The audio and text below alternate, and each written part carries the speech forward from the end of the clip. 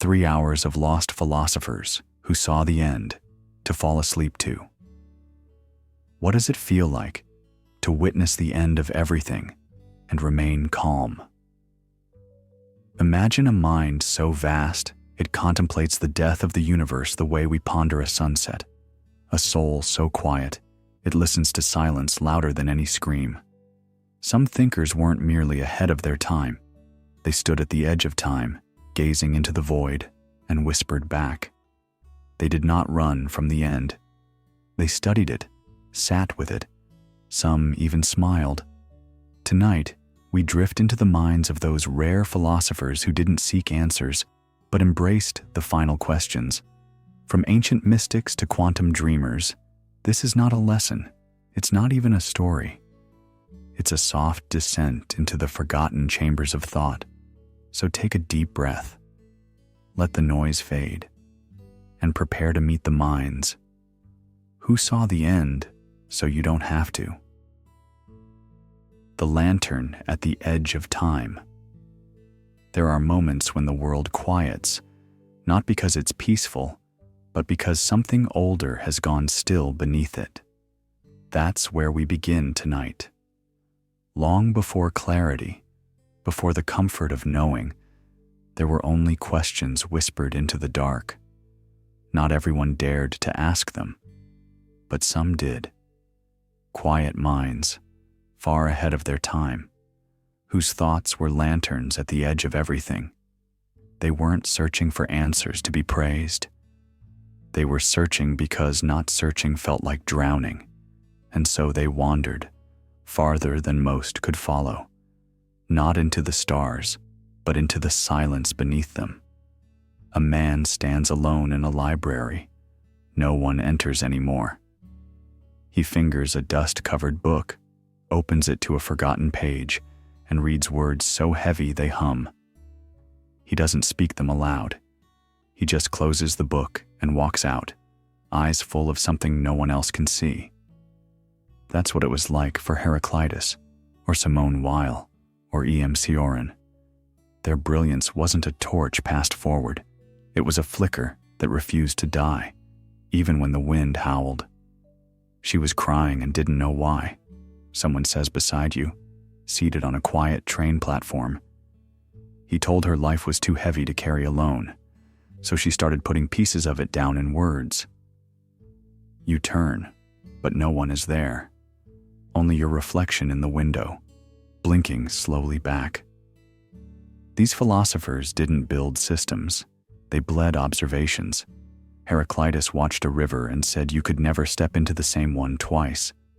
Well-believed attention was the rarest form of generosity. Cioran? He wrote like despair was a form of honesty, and maybe that's what set them apart. Their clarity hurt. Their thoughts weren't gentle pathways. They were cliffs, places you could fall from quietly in your mind. What happens when your perception moves faster than your purpose? When you see the end, but no one else sees it with you? That's the gravity of tonight's journey. Not the brilliance of what was seen, but the loneliness of seeing it. You don't need to understand them. You only need to walk beside them, gently, slowly. If you find your mind drifting, that's okay. Let it. Even philosophers fell asleep wondering, and maybe sleep is the only honest place where their questions still echo. A light flickers just ahead at the end of a long hallway. You take a step, and another. Then a voice, soft from within the dark, says, "We begin not with answers, but with a shadow. So close your eyes now. Let the silence guide your first step." We drift together into the first echo of disillusionment. Heraclitus and the River of Becoming. In the hush of twilight, a voice stirs quietly, echoing across centuries. No man ever steps in the same river twice. Heraclitus said this, not as poetry, but as a fundamental truth. A truth that dissolves the illusion of anything ever being still. Water flows, and so do we. The river shifts, And so do our minds, our bodies, our hopes. The Heraclitean river is not just a stream of water, it is life itself, ceaseless, swirling, unable to be grasped. Heraclitus was not interested in comforting illusions. He observed the world with unsettling honesty. He didn't see stability in structures, but movement in everything. Nothing is. Everything becomes. Even you. Even now. The person listening to this sentence is not the same person who heard the one before. Cells die and regenerate. Thoughts arise and dissolve. Emotions flicker and fade. The world you know isn't waiting for you to catch up. It's already gone. Two friends lie awake at night, whispering across the dark. "Do you think I've changed?" one asks softly. The other hesitates, then answers, "You change every day. But I love the way you move." There's comfort in that, or maybe discomfort. Because if we're always changing, what is the self? We speak of identity like it's a solid floor beneath us, but Heraclitus invites us to consider. Maybe it's just a reflection on the surface of the water, a momentary shimmer, a passing pattern. We try to hold on, to people, to memories, to versions of ourselves, but the tighter we grip, the faster they slip through. Close your eyes.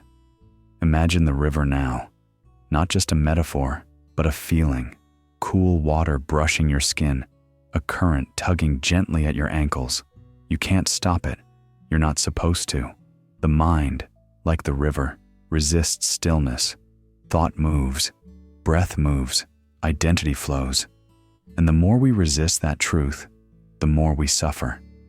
So what holds us together? What makes you, you, if not something fixed? Maybe it's rhythm, not shape. A melody played on shifting instruments. A dance choreographed by memory, desire, fear, and time. The self might not be a statue, but a song in motion. Not permanence, but persistence. Like the current itself, returning again and again in different forms. One voice wonders, if everything's changing, is anything real? The reply floats gently back. Maybe what's real is the change itself, and maybe that's enough. To accept that nothing stands still. To stop clinging to the riverbank and step boldly into the stream.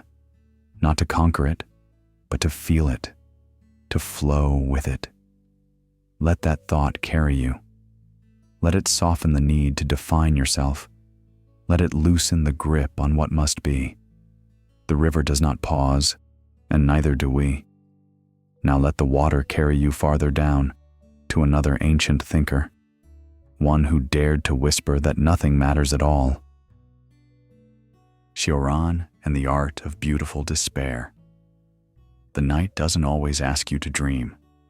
Sometimes it simply asks you to listen. And tonight, it brings with it a name whispered like a sigh across the pillows of time. Cioran. A man who stared so deeply into the void that it started to hum a melody back. Émile Cioran, the Romanian thinker who wrote in French, didn't arrive at despair like most of us do, through heartbreak, disappointment, or a bad year. No, for him, despair was the native air. He lived inside it, breathed it, played piano in its hallways. But strangely, instead of screaming for a way out, he composed lullabies from it. His sentences, sharp as frost on glass, never tried to fix anything. They just were. And in their stillness, something shimmered. He once said, "It is not worth the bother of killing yourself, since you always kill yourself too late." Not cruel, not cold, just devastatingly honest. The kind of thought that sits beside you like a quiet companion when everyone else has gone home. Do you think he was ever happy? A voice asks, almost afraid of the answer. I don't think he needed to be. The reply comes, soft, almost smiling. Some people don't chase joy. They just want to name the storm inside them. There's something gentle in that. a strange sort of peace in not resisting the weight. It's like watching rain from under a dry porch. There's melancholy, yes, but also a kind of comfort in accepting the gray. Cioran never dressed his despair in drama. He dressed it in velvet. His hopelessness had manners, and perhaps that's why people still read him, not to be rescued, but to feel less alone inside their own quiet ruins. He didn't try to pull anyone from the edge. He just sat beside them and lit a candle. And here's the tender twist. In this darkness, he gave many people a reason to stay, not because he offered hope, but because he made despair beautiful enough to bear, like turning the volume down on a thought you can't silence, so it hums instead of screams. A woman once paused mid-step outside a bookstore window. Inside, Cioran's name gleamed faintly on a weathered cover. She didn't walk in. She didn't even need the book. Just the reminder that someone, somewhere, had once put pain into poetry. So if tonight your thoughts feel too heavy to climb over, don't. Let them sit with you. Let them be what they are without needing to fix them. Maybe you don't need to overcome this hour. Maybe this hour needs you to hear it sing.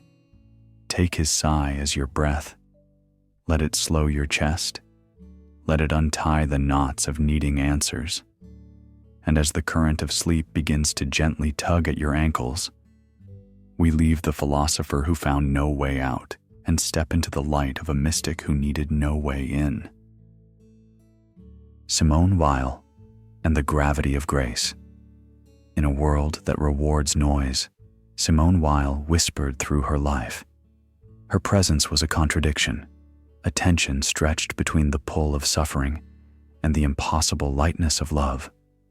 Some called her a mystic, others a radical. But Weil was neither interested in titles nor salvation. She was after something far more elusive: clarity. Attention, she wrote, is the rarest and purest form of generosity. Not attention as we know it, distraction masked as care, but the kind that strips away ego, the kind that watches without reaching. In her eyes, to truly pay attention meant to momentarily stop existing, not in death, but in surrender, in the vanishing of the self, so something else, someone else, could be fully seen. She saw life as ruled by gravity, not just physical, but emotional.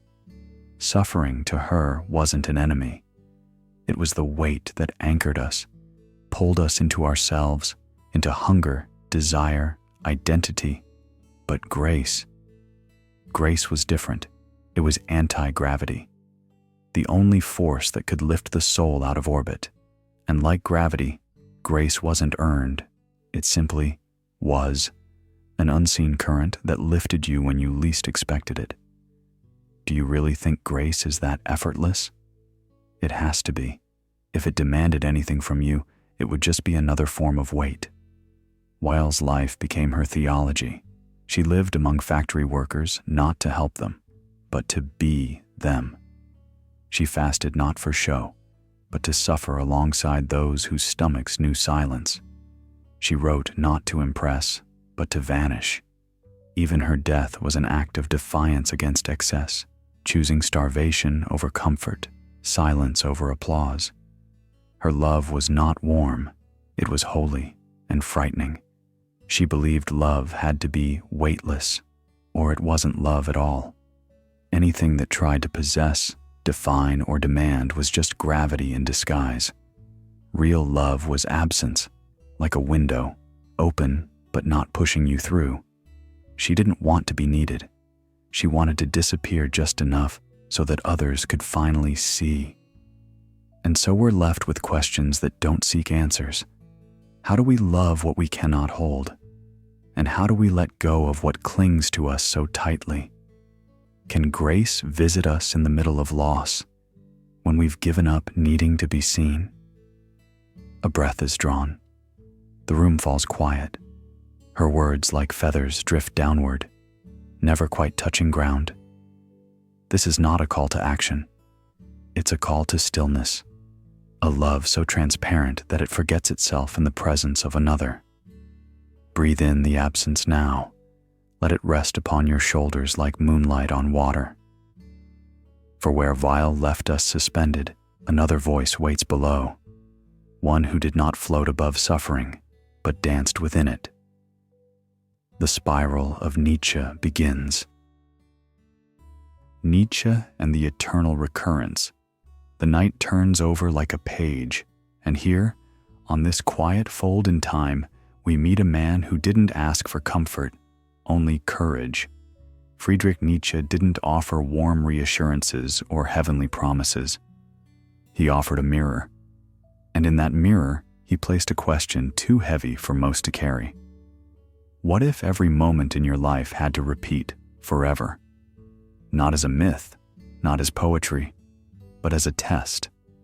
A whisper that says, would you live this life again, exactly as it is, with no change, not a single breath out of place?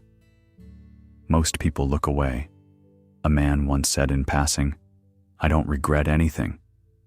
But when asked if he'd live the same life again, every heartbreak, every humiliation, every silent disappointment, he paused.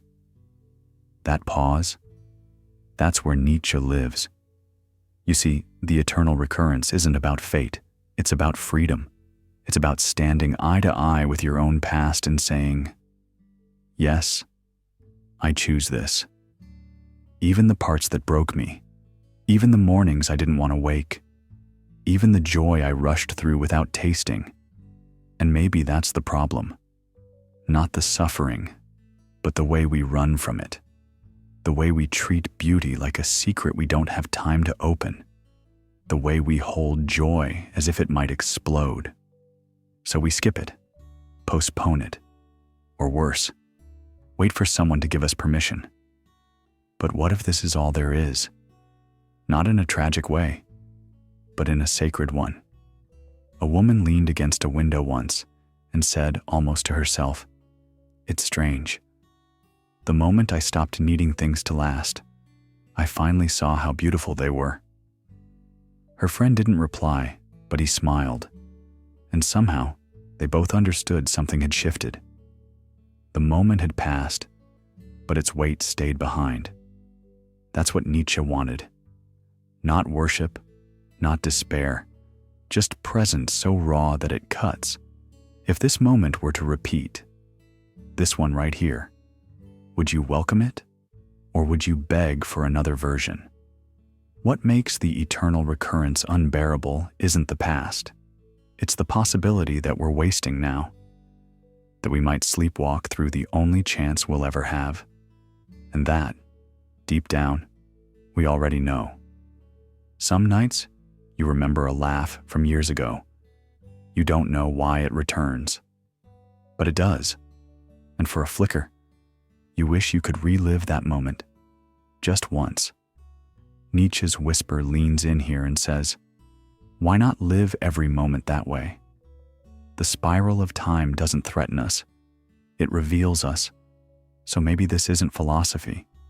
Maybe it's a dare, a quiet invitation to stop running, to say yes, not just to life, but to the weight of it, the ridiculousness of it, the raw, pulsing now. Let the echo spiral.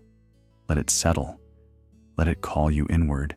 And if your eyes are still open, come closer, because now we drift to the man who doubted even his own thoughts. Descartes and the Phantom of Doubt. In the quiet shadow of a candlelit study, René Descartes sat alone with his thoughts, and those thoughts began to question everything, not out of panic, but out of precision. What if his senses lied? What if the world outside was just a dream stitched together by a mischievous demon? Touch, sight, sound, none of them could be trusted.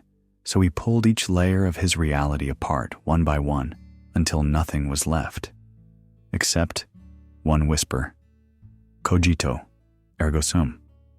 I think, therefore I am. But what is this I that thinks? Is it a body, a spirit, a spark of data? The moment Descartes found that anchor in thought, it began to flicker. Not from weakness, but from the unbearable clarity that maybe even that thought could be fooled. Imagine being in a simulation so perfect, it could fabricate not only a world, but also your belief in your ability to question it. The trap of doubt was no longer external. It lived within the very act of thinking. A quiet voice asks in a dark room, "How do I know this is real?" Another responds, "You don't, but the doubt itself proves something is here. Something is wondering. But what if that something isn't me? Then who's asking?" This paradox, this loop of logic and illusion, isn't meant to frighten. It's meant to soften the grip of certainty. Descartes wasn't trying to destroy reality. He was trying to find a corner that didn't crumble under the weight of question. A place where, even if all else failed, at least the thinker would still remain. And yet, even that comfort begins to dissolve in the late hours of the mind. You start to feel like a flicker behind the eyes, a presence that thinks, yes, but might not even be human. You wonder if your memories are echoes, your self-awareness just a function. Are you a ghost trapped inside a language? A phantom stitched together by neurons, code, or something even stranger? Still, there's a kind of peace here, in the silence between thoughts. A freedom in not knowing. Because if reality might be a dream, then maybe, just maybe, you can stop holding so tightly to what you should be. Maybe the self is not a thing you possess, but a wave you ride. So as Descartes once stared into the abyss of doubt and whispered his fragile truth, let that same doubt now cradle you, not as a threat, but as a gentle fog where everything dissolves just enough to feel free. And from this mist of uncertainty, we drift toward the next figure, one who didn't fear illusion, but embraced it as the only truth that ever made sense. Let's go there, softly. Zhuangzi and the Dream of the Butterfly. One night, long ago, a man dreamed he was a butterfly. He floated softly through the air, unaware of anything beyond the warm rhythm of his wings.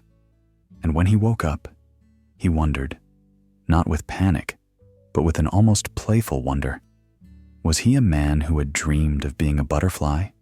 Or a butterfly, dreaming now of being a man? The man was Zhuangzi, an ancient Taoist thinker whose ideas dissolve the boundaries most of us cling to. For him, the separation between self and world, waking and sleeping, even living and dying, was always less a wall and more a gentle mist. His question wasn't whether something was true or false, but whether that distinction even mattered. And beneath that question lies a deeper current. If you can't be sure which is the dream, maybe you are both. There's a quiet you feel when the world stops insisting on edges. In that moment between blinking and knowing, between hearing your name and answering, it feels as though your identity loosens just a little, like slipping off a coat you didn't realize you were wearing. That coat might have been your schedule, or your name, or the story you tell yourself when things feel too heavy to carry. A woman at a cafe stares out the window and murmurs, "Sometimes I think my childhood memories were just dreams I've told too often." And her friend, stirring honey into tea, replies, "But what's the difference if they made you who you are?" Zhuangzi didn't want to wake up from the dream, not because the dream was better, but because waking and dreaming were part of the same river. And in the Taoist current, resisting the flow is like shouting at the ocean. The tide doesn't care, but it carries you all the same. So Zhuangzi's wisdom was not to cling to reality, but to float within it. Have you ever woken up and forgotten for a breath who you are? No fear, just a soft emptiness, like the first second of snowfall. That moment, too, is part of the dream, and maybe it is also part of you. A butterfly's wing doesn't argue with the air. It simply rides it. And perhaps that's all we are called to do, to glide across the shifting winds of being with grace, not certainty. You don't need to solve this. You're not being tested. Zhuangzi never claimed to have answers, only better dreams. He reminds us that peace isn't found in choosing between this world and another. It's found in letting both exist, without needing one to win. As the room grows quieter and your thoughts soften into the spaces between them, you may notice. Your breath moves without effort. Your heartbeat doesn't ask permission. And sleep, if it comes, arrives not as a command, but as a companion. Now let your mind drift, like a leaf on still water. Let the butterfly fly where it may. For next, we enter a world where logic no longer holds the map, and paradox writes its own path. The liar's paradox and infinite loops. This statement is false. A sentence so short, so plain, it almost feels like a child's riddle. But let it sit. Let it echo just once in the back of your mind, because something strange begins to happen. The more you try to hold it still, the more it slips from your grasp. Like a Mobius strip of thought, it turns itself inside out. If the statement is true, then what it says, that it is false, must be the case. But if it is false, then what it says, that it is false, isn't true. Which means it's true, which means it's false. And back we go. Late into the night, when silence amplifies every whisper of thought, this loop can feel almost alive. Not threatening, not loud, but quietly unraveling certainty, like pulling at the thread of your own logic. You don't fall, but your footing becomes soft. Wait, someone once said during a midnight walk. What if it's just a word game? Their friend replied, staring at the moon. Then why does it feel like my brain is breathing in circles? Laughter broke the tension, but not the question. This paradox, known as the liar's paradox, isn't just an intellectual curiosity. It's a mirror turned inward, a reminder that language, which we trust to describe our world, can also fracture beneath us. And when it does, it leaves behind a strange emptiness. Not silence, but a humming static, like a broken radio channel where meaning tries to transmit, but never quite lands. Think about how often we rely on language to tell the truth, to make promises, to define who we are. But if just one self-referencing sentence can collapse into an infinite loop, what else might be fragile? Maybe some meanings we hold tightly are only momentarily still, just illusions between echoes. And maybe that's why this paradox is so haunting. Not because it can't be solved, but because it shows us something deeper. That some truths are recursive. That some realities don't straighten out, no matter how carefully you tug. You circle them, you trace their edge, but you never quite land. And yet, that's not failure. That's a different kind of knowing. The kind that doesn't seek closure, but accepts the dance. Not every question must have a period. Some end with a breath. So as you exhale tonight, let that thought loop fade gently into the stillness. You are not broken for not solving it. You are awake for having heard it. And now, as the loop dissolves, we turn to something else. Not a paradox this time, but the will beneath logic, a force not of thought, but of creation. Schopenhauer and the Tyranny of Will. A wind passes through the leaves, not because it wants to, but because it must. That is how Arthur Schopenhauer saw life, not a tapestry of thought, but a storm of unrelenting will. Not a thinking thing, but a hungering one. Beneath your desires, beneath your reasoning, beneath even your dreams, there is something more ancient. A pull, a push, a craving that doesn't speak, only acts. It was a Tuesday when I first read him. I remember the light was gray, filtered through an old cafe window. A woman sat down nearby and asked gently, "Do you mind if I share this outlet? My battery's nearly gone." The way she said it, without rush or force, reminded me of something Schopenhauer might have missed.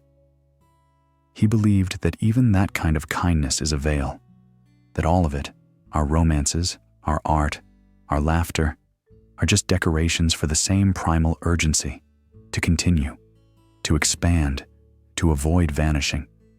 Even love, he said, is not what it seems. It is will, disguising itself in poetry. The universe is not rational. It is restless. Sometimes you wake up not because you rested, but because your will tugged you out of sleep like a thread being pulled. That's what he meant. The will never stops. It doesn't need reasons. And the more you feed it, the more it craves. He called it a kind of curse, one that drags us along like a river we never chose to step into. Why does this coffee never feel like enough? Someone might ask you. Why do I always need the next thing, the next message, the next plan? And you'd answer, if you were listening through Schopenhauer's ears, because your will has no finish line. But here's the strange mercy he offered. If will is the source of suffering, then peace isn't in fulfilling desire. It's in softening it, not by force, not by denial, but through moments that hush the mind. Article music, a slow walk, a painting that stops time. You don't fight the will by shouting over it.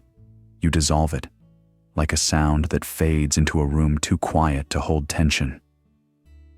There's a passage he loved in Eastern thought about how release doesn't come from grasping, but from letting go of the hand that always reaches. In that stillness, beauty isn't something you chase. It's something that appears when you stop chasing altogether. And if you've ever paused at the end of a movie, not wanting to return to real life just yet, or watch the rain hit the window without checking the time, then you've already tasted what he meant. A surrender, not to the will, but away from it. Someone once asked me, "Do you think people ever really change? Or do they just shift cravings?" And I said, maybe peace isn't change. Maybe it's learning to crave nothing, just for a moment. Let that be your invitation tonight. If the day has asked too much of you, if your mind is still hungry for answers or tasks or closure, let this be the quiet in which wanting goes still. You don't have to name the silence, just rest inside it.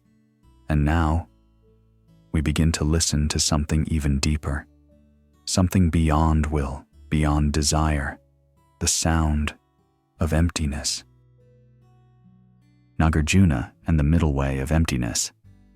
Beneath the hush of midnight thought, we enter a stiller silence.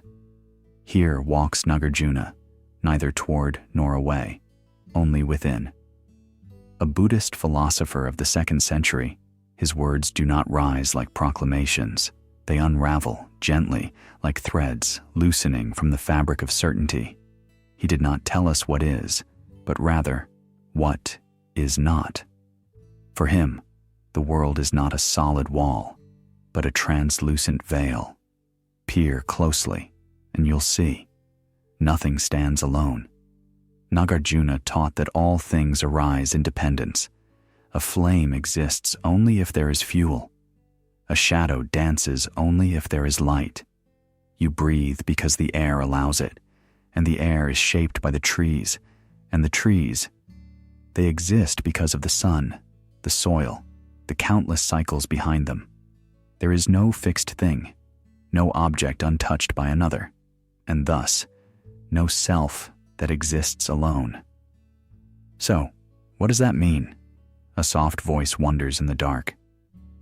It means nothing has a core. The second voice replies, calm and clear. Not even your thoughts. Not even your name. That's terrifying. Only if you still think you need to be solid to be real. To many in the West, this sounds like nihilism, like the world is hollow and meaningless. But that's not what Nagarjuna saw.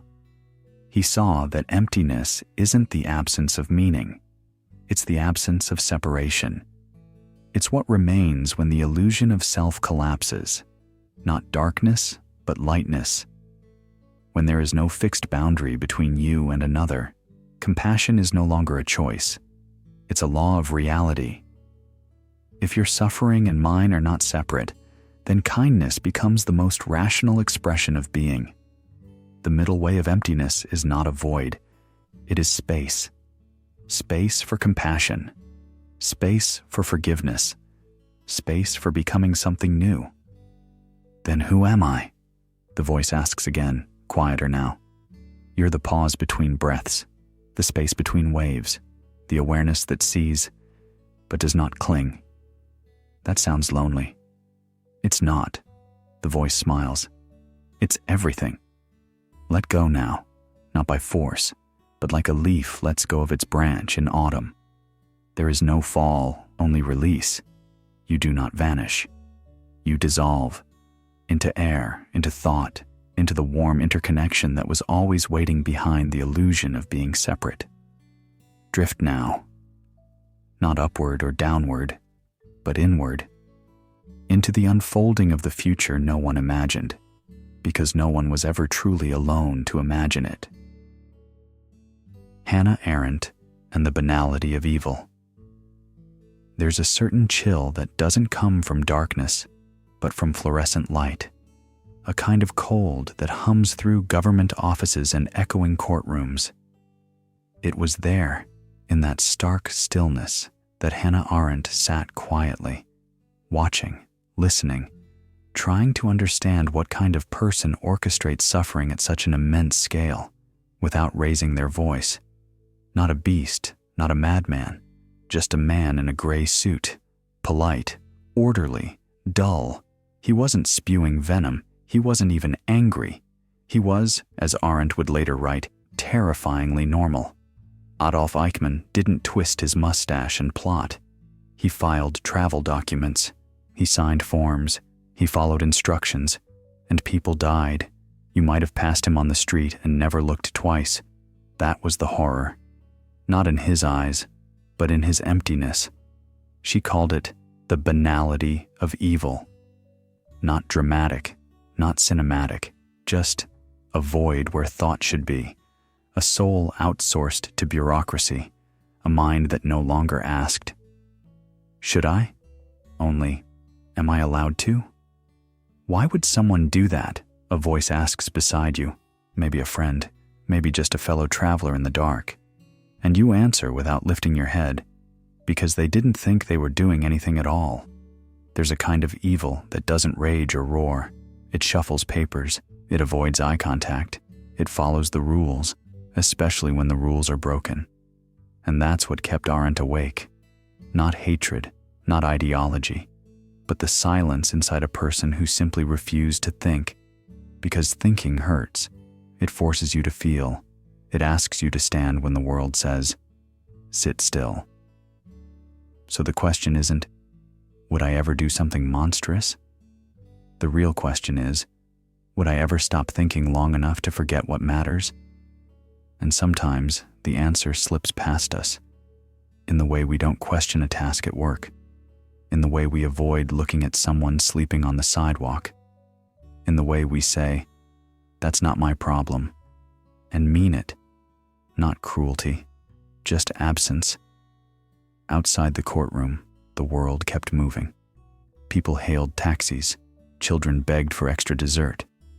History, as always, pretended not to notice itself. And Arendt, still seated, leaned her thoughts into the wind. Now breathe. There's no need to solve it tonight. But maybe, before sleep, You can ask the questions no one else is asking. The quiet ones, the ones that don't shout but linger, the ones that don't accuse but remind you you're alive. And somewhere, soft as a whisper through a closing door, you hear it again. Not all monsters wear masks. Some just forget to care. Let the thought float. Next, we meet the thinker who trusted reason too much and lost himself in the mirror. Pascal and the Infinite Abyss. In the stillness between midnight thoughts and morning silence, Blaise Pascal stood on the edge of an infinite abyss, not one carved in the earth, but one he felt opening inside the soul. He was a man of science and numbers, a brilliant mathematician who could measure the arc of a curve or the pressure of air, yet when it came to the human condition, he saw only trembling. Not weakness, but a sacred shaking, an echo in the heart when reason reaches its limit. "I see only infinity on all sides," Pascal once wrote. "I am terrified." His fear was not born of superstition, but of awareness. He knew the stars spun in silence, that the vast universe did not answer back. And in that void, man stands alone, brief, fragile, and thinking. Pascal believed we are caught between two worlds, one of grandeur and one of misery. We are beings capable of noble love, profound thought, and sacrificial courage, and yet we are also destined to suffer, to age, to vanish. This duality, this tension between our greatness and our frailty, was to him the defining human truth. One evening, perhaps over candlelight and cold ink, he proposed a gamble that would shape theology and philosophy for centuries. Not just a wager on whether God exists, but a deeper question about how we should live if we don't know. If you gain all. If you lose nothing, he argued. It was not a threat. It was a cry for clarity in a world without answers. He wasn't asking anyone to believe blindly, but to acknowledge that life, like any game, demands a stake. Imagine two people under a night sky. "Do you ever think we're just guessing?" one whispers. "All the time," the other replies, gazing up. "But maybe that's the point. Maybe meaning only grows when we choose it, even when we're unsure." Pascal would nod at that. He didn't reject reason. He honored it, but he also knew its borders. When reason runs dry and the silence grows wide, we must either make a leap or fall. And here lies the strange beauty of the wager. Not that it promises certainty, but that it dares us to live as though our lives have meaning, even when the universe withholds confirmation. Faith, for Pascal, was not the enemy of thought. It was the courage to go further than thought alone could carry. So what happens if we bet on hope? If we choose love, purpose, and reverence in the face of a cosmos that shrugs? Perhaps that wager is not about winning at all. Perhaps it's about becoming, about refusing to let the void define us. Because in choosing to believe in meaning, we may shape ourselves into beings worthy of it. Let that uncertainty rest beside you like a silent friend, not to be solved, but to be lived with. It is not the absence of answers that should trouble us, but the absence of the courage to seek them. And now, walk gently toward the next light, where the gears of reason turn, and the enlightenment begins to hum. Spinoza and the Divine Machine. There's a kind of silence you can feel, like standing in a cathedral that no human hands built. Just the hush of wind in trees, the ticking of your own pulse. Spinoza lived in that silence. He didn't hear a voice from the heavens. He saw a pattern. A quiet barista, stacking cups one by one, once said to a stranger, "It all fits, doesn't it? Even the bad days, somehow they make the good ones real." That's Spinoza, not a preacher, a pattern seer. For him, God wasn't watching. God was, The rhythm of rain against the glass, the way grief curves the shoulders, the orbit of planets, the way you remember your childhood dog when slicing an apple. None of it random. All of it necessary. To Spinoza, everything follows from what came before. You don't escape the chain of causes. You are the chain. You're the moment the wheel turns, not to rebel, not to surrender, but to see, to understand. He believed that freedom doesn't come from tearing yourself loose from the machine, but by realizing you are the machine. And when you know how the gears move, when you hear the click and hum and choose to glide with it, that's not giving in. That's grace. A man once asked his friend at a train station, "Would you still love your life if you knew you couldn't change anything about it?" The friend didn't answer right away. He watched a woman wave goodbye through the window. Then he said, "Maybe the love is in the seeing, not the changing." That's what Spinoza gave us. Not fire, not fury, but clarity. The cold elegance of geometry, drawn through the soul. And yet, even in this divine machine, there's warmth. Like a watchmaker who doesn't speak, but leaves fingerprints on the glass. So if you feel stuck, if the path you're walking seems traced before you took your first step, pause, breathe, look closer. Maybe the lines beneath your feet aren't walls, they're veins. And maybe they pulse because you're not separate from the universe. You're its thought, its feeling, its quiet logic. Let the stillness settle now. Rest in the rhythm, and as the gears fade behind you, step softly toward the fire. The mystics are waiting. Meister Eckhart and the Birthless Soul. In the deepest folds of silence, where thought no longer echoes and names lose their edges, Meister Eckhart whispered a truth that few dared to speak aloud.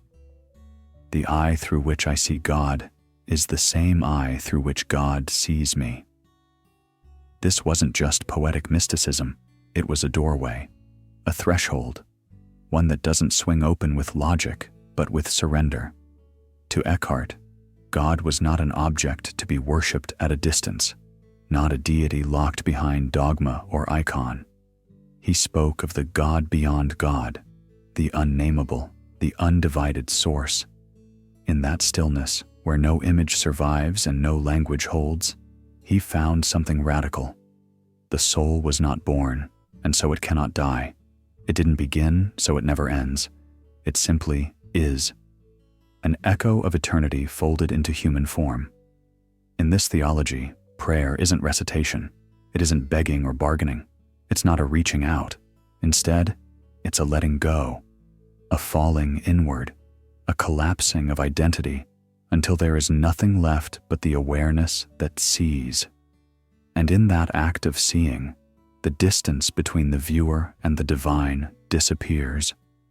"Isn't that kind of terrifying?" she asked, her voice soft in the glow of the bedside lamp. "Only if you think you're separate," he replied, tucking the blanket under her shoulder. They lay in the kind of quiet that doesn't need filling, the kind of quiet that listens. He continued, "Eckhart believed that the soul is birthless, so there's no start, no finish line, just presence.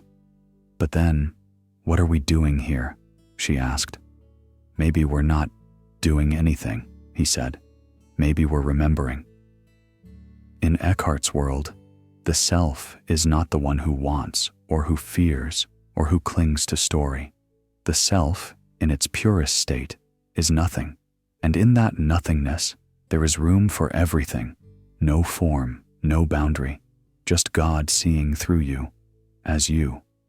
To modern ears, that may sound abstract, even alien, but if you've ever lost yourself in a moment, truly lost yourself, in awe, in grief, in love, you've touched it. That timeless, centerless awareness, where you are not the thinker, but the thought, not the seeker, but the sought, where all you can do is be, and somehow that is enough. So what happens when prayer becomes silence? What remains when words fall away, when the questioner and the answer dissolve into one breath? Eckhart's teachings invite us not to climb toward heaven, but to sink beneath ourselves, to fall into the still pool at the center of being, a place so quiet that it's not even a place, but a recognition that you are not outside of God. You never were. Let that thought settle like dust on untouched ground. No rush, no grasping. Now, let go of time. Let go of self. We drift forward to a woman who didn't find comfort in eternity, but instead mapped the end in fear. Mary Shelley and the Ethics of Creation. Somewhere in a small, flickering room, half lit by candle, half shadowed by thought, a young woman wrote a story that would outlive empires, not to thrill, but to warn, not with fangs, but with silence. Mary Shelley didn't invent the monster. She revealed the mirror. Frankenstein's creature wasn't born from malice. It was born from absence. He did not scream in rage, but in longing, for a name, for a touch, for a place to belong. What frightened readers wasn't what he did, but why. The horror was the indifference of the one who made him. A woman in a bookstore once said, almost to herself, "The saddest thing about the monster is that he wasn't born monstrous." And the stranger next to her, flipping through a tech magazine, replied, "Yeah, it's always the parent, isn't it?" They didn't know they had just unlocked an ancient wound of humanity. We think of creation as an act of power, but Shelley made it an act of responsibility. The question was never, can we create?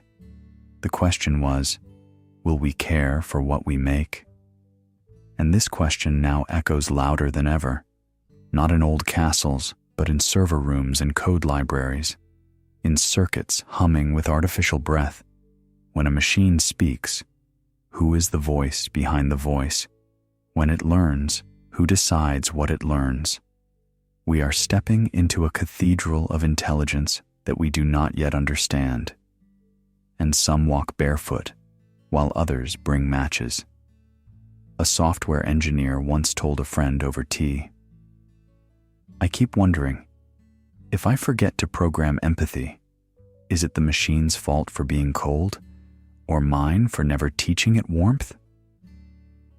The friend stirred her cup and replied gently, "Maybe that's the real question of God."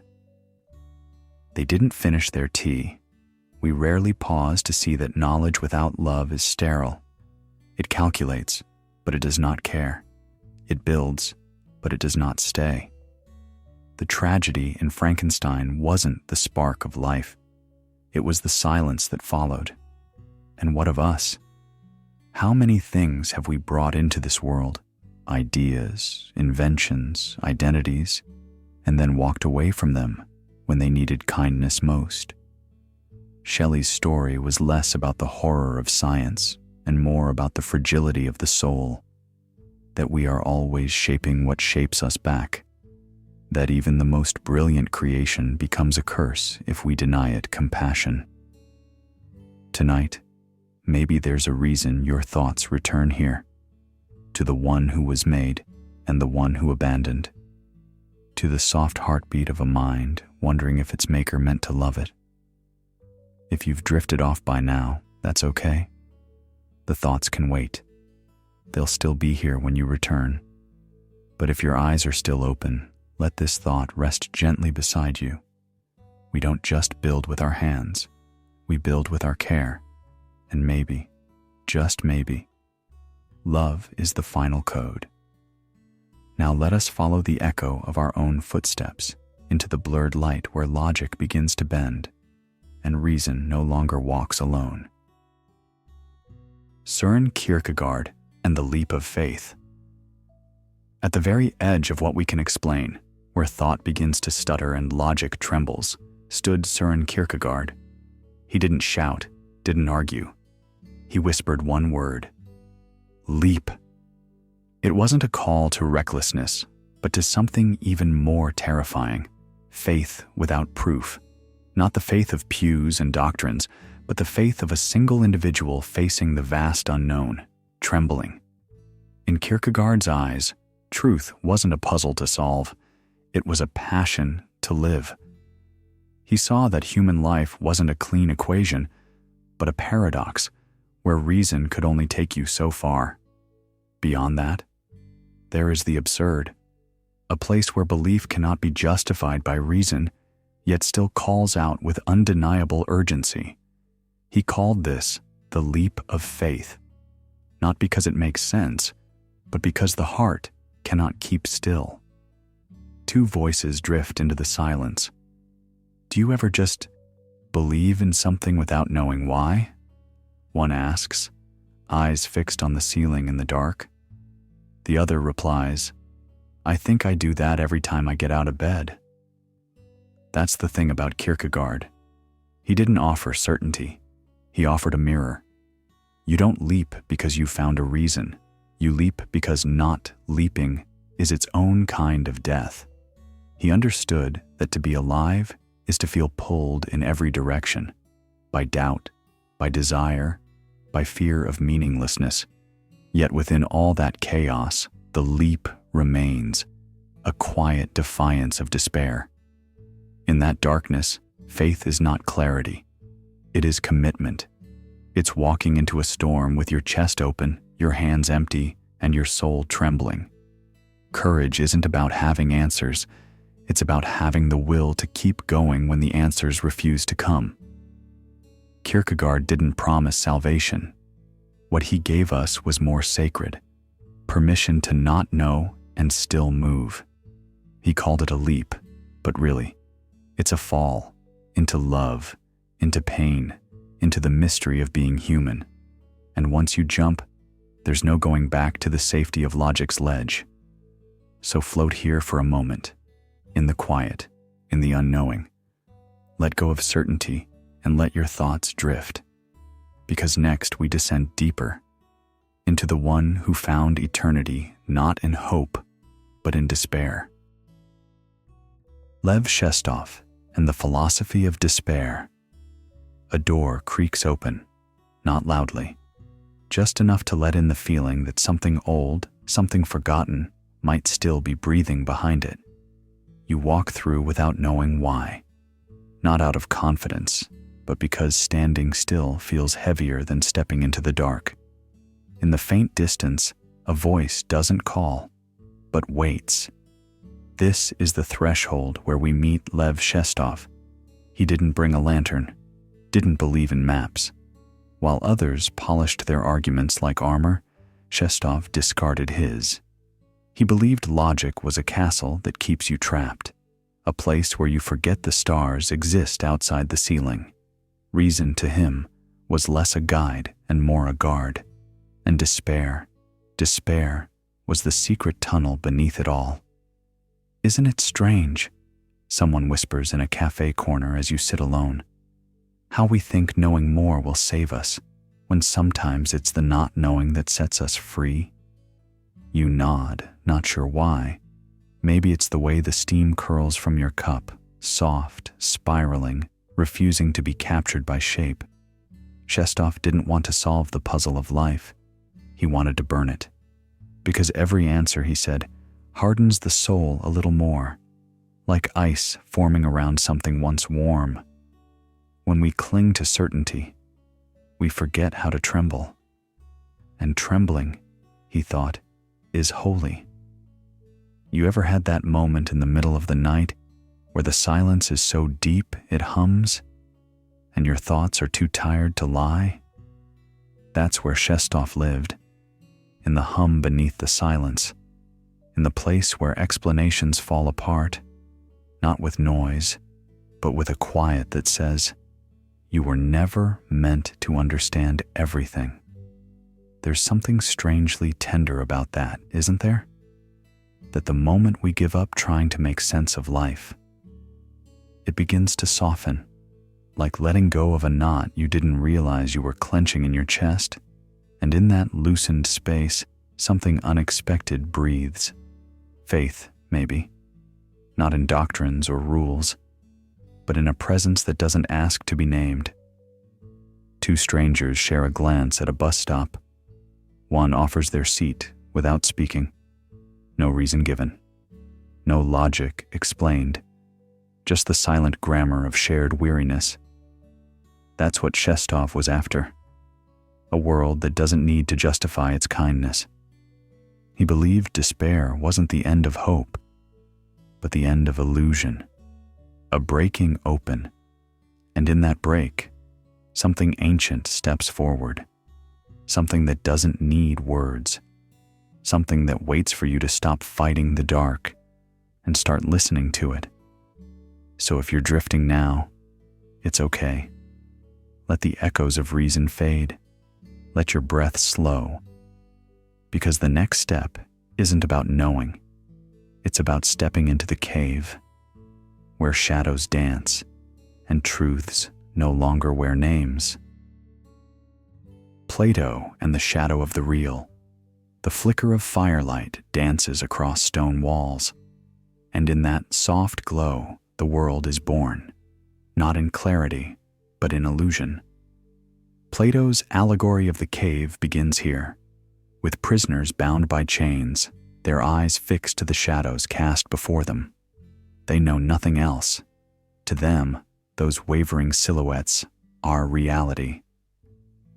"Have you ever thought," she asks quietly, "that maybe we're still in that cave?" He pauses, cup in hand, staring at the dim glow of his bedside lamp. Sometimes I wonder if the news, the opinions, even our memories, are just shadows we've learned to trust. Plato believed that beyond what we see lies the real, not the shifting images on the wall, but the source of those images. Truth, for him, wasn't a matter of perception, but of ascent, an upward journey out of ignorance into the blinding brilliance of the forms, unchanging, eternal, and pure. But the climb is not easy. It is disorienting. It hurts to open eyes that have known only shadow. There's a soft cruelty in awakening. For the one who escapes the cave and sees reality as it is, there's no going back, not truly, because to re-enter the darkness means becoming alien. To tell those still chained that their world is not the world is to be met with disbelief, maybe even hostility. "Would you go back?" she whispers. "I don't know," he says. "Sometimes comfort feels safer than truth.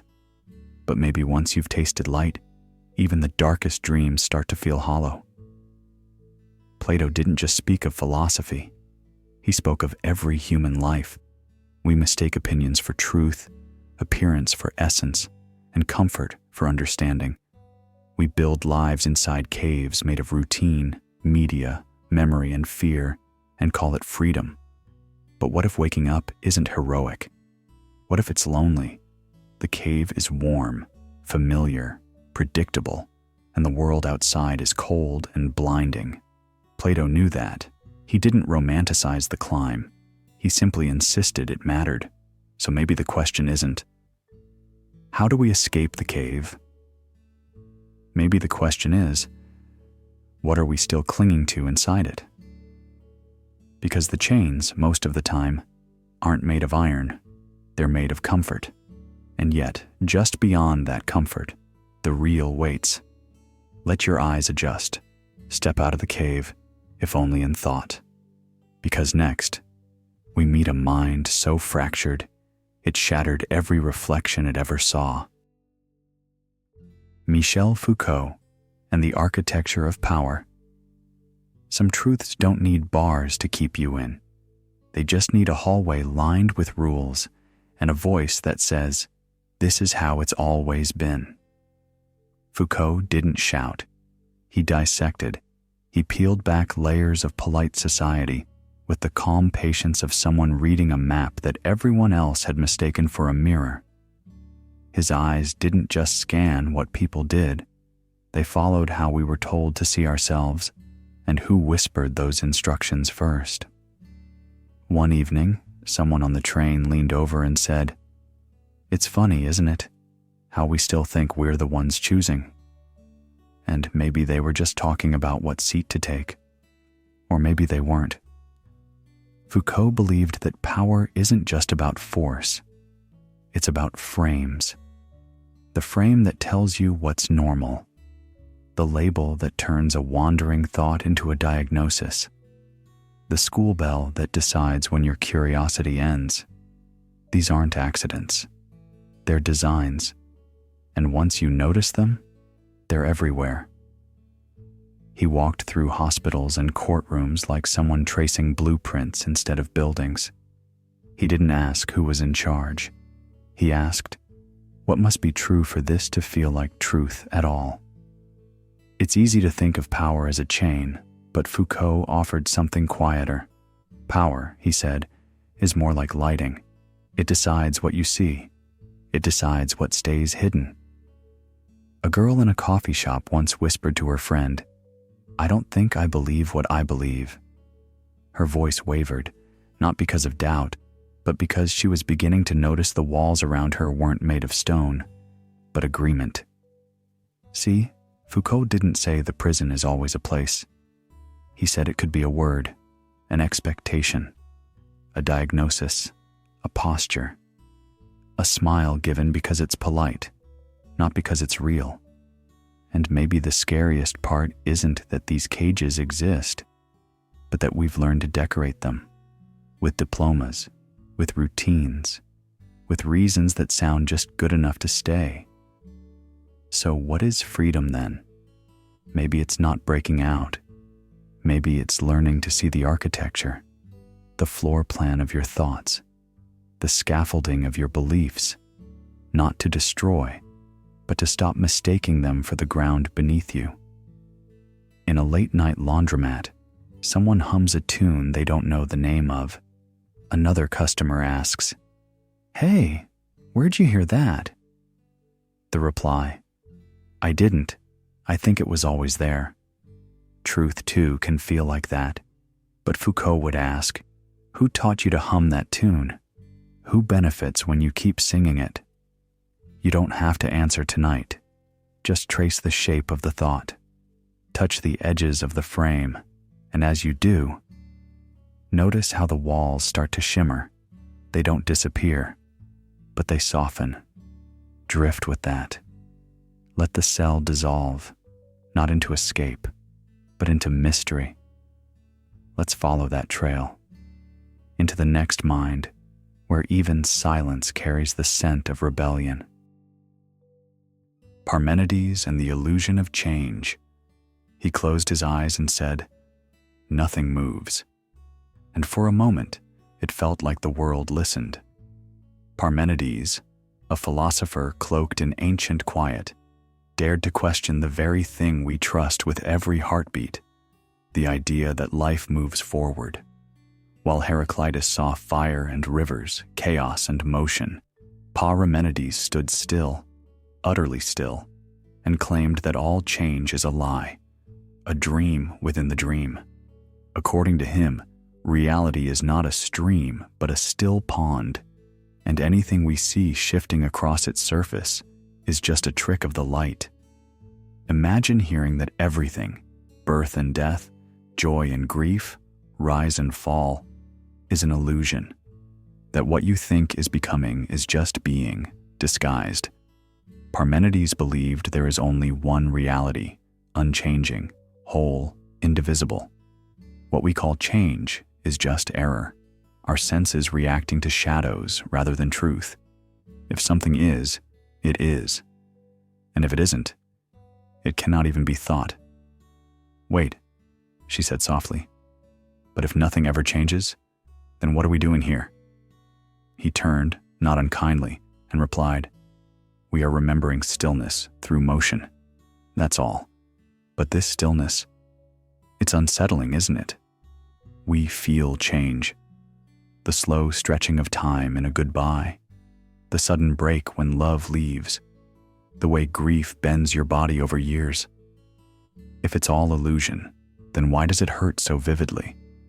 Maybe Parmenides was pointing not to what we see, but to what is underneath what we see. Maybe the ache of becoming is not proof of change, but of our distance from that deep stillness, the quiet that never began and never ends. We are stories flickering on a screen, convinced we're the light, forgetting the projector is always the same. Do you ever wish things could stay the same? She stared out the window. I used to, but now, I think I find peace in watching the leaves fall, even knowing the tree is still rooted. Parmenides asks us to hold both truths, that what is real does not move, and that what we feel, though fleeting, might still matter, like echoes across a canyon, never quite touching the walls, but heard all the same. So we rest now in this contradiction, a motionless world filled with motion, a timeless moment ticking forward. Let it sit beside you, not as a puzzle, but a presence, like a warm stone cradled in water, and from here, the journey will move again, but only in appearance. Next, we turn to a whisper from the east. Lao Tzu and the way that cannot be named. In a quiet room where breath becomes rhythm, a voice drifts like smoke over still water. The Tao that can be told is not the eternal Tao. And with that, the doorway closes behind you, gently, like dusk falling. Lao Tzu didn't write to explain. He whispered. Through brushstrokes of paradox and peace, he offered a way that cannot be mapped or named, only felt. The Tao is not a place or a doctrine. It's the current beneath all currents, the space between things. And the strange thing is, the more we chase it, the more it slips through our fingers, like trying to catch moonlight in a net. Two people once stood beside a tea house. One pointed at a falling leaf and asked, "So, is that Tao?" The other only smiled and poured the tea. Nothing more was said, yet everything was. Truth, in Lao Tzu's world, doesn't shout. It waits. It doesn't argue. It unfolds. And maybe that's the lesson buried like roots beneath his verses. That control is not strength, and knowing is not always clarity. Sometimes, we find more by not looking, hear more by not speaking, and arrive simply by standing still. Think of the times you tried to explain a feeling and words failed. When silence between friends said more than hours of dialogue. That's the Tao in its quiet dance. No pressure, no need to win, just a slow exhale into presence. And in daily life, that might mean walking slower, listening longer, letting someone go ahead in line, not because you had to, but because it felt like flow. These are not grand gestures. They're echoes of a path that leaves no footprints. One evening, a stranger sat on a bench, checking their watch. "I thought I was late," they said, half apologizing, but the other person simply replied, "Maybe this is exactly the right time." No correction, no need to name the moment, just a soft invitation to be. Lao Tzu's wisdom isn't about answers. It's about turning down the noise long enough to hear your own heartbeat echo against the stars. It's the kind of knowing that needs no proof. A trust not in facts, but in rhythm. And that's what makes it so disarming. So quiet, so vast. Now let that vastness hold you. Let it soften your need to figure everything out.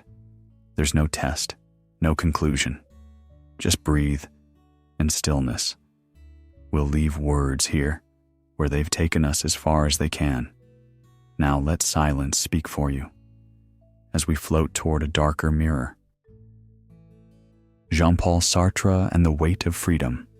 Under a sky where no divine hand writes your story, Jean-Paul Sartre whispers a truth that sounds like thunder in the silence of midnight. You are free. radically, unbearably free. But this freedom is not a release. It is a burden.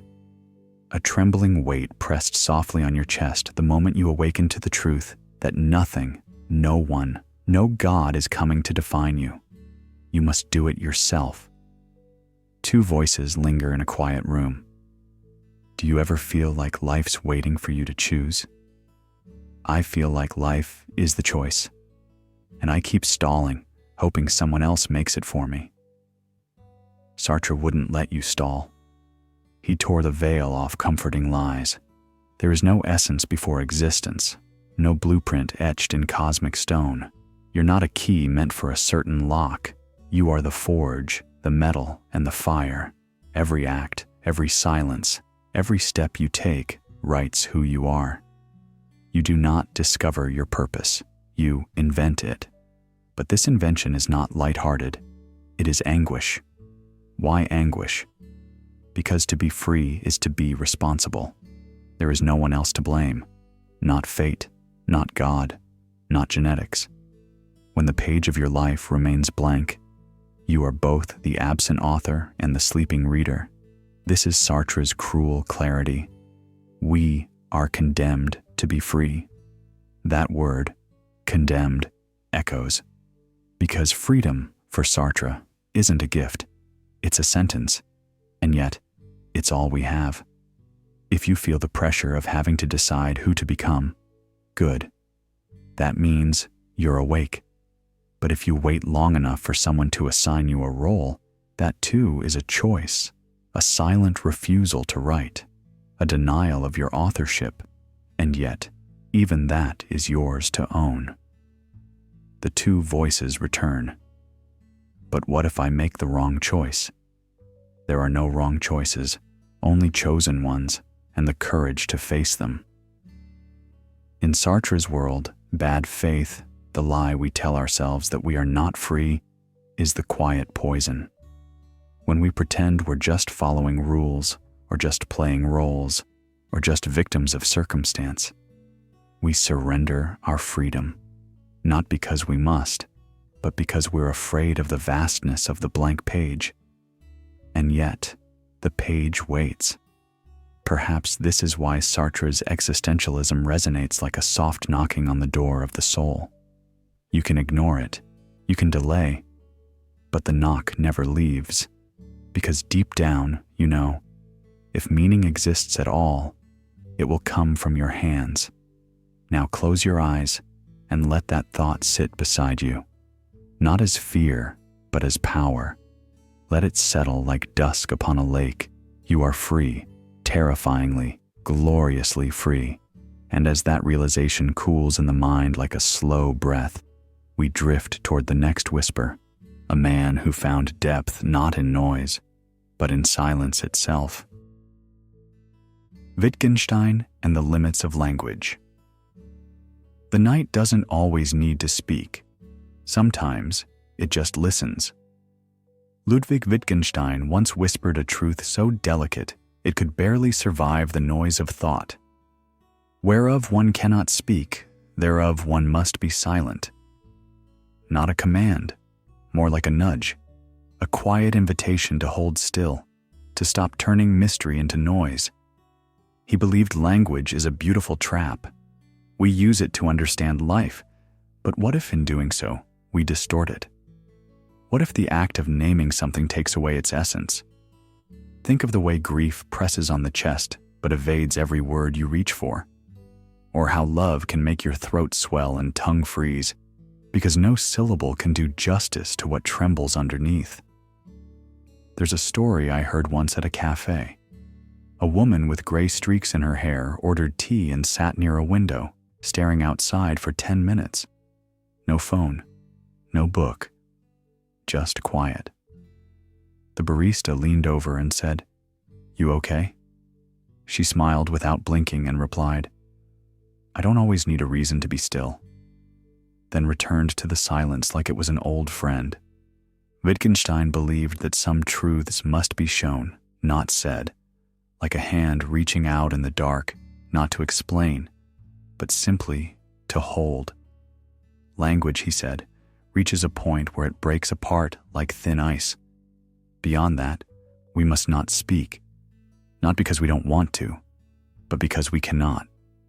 In those moments, when someone touches your arm instead of replying, when a sigh says more than an essay, we step outside the grammar of logic and enter something sacred. A silence that holds what words cannot carry.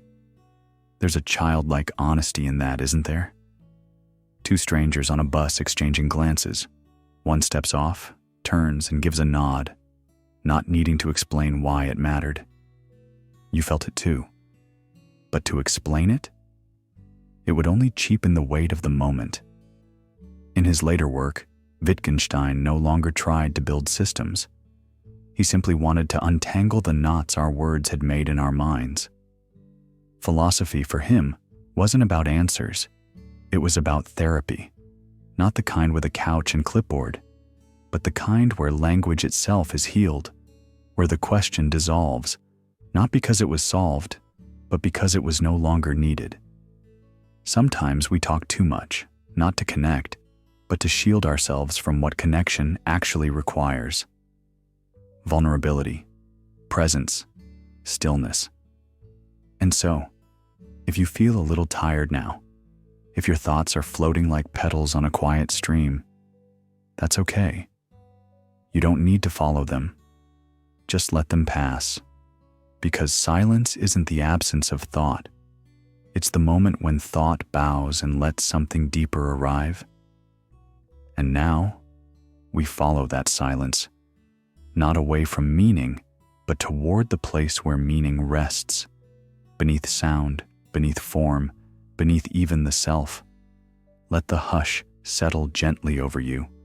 The next voice you'll hear won't explain the end. It will simply begin again, as it always has.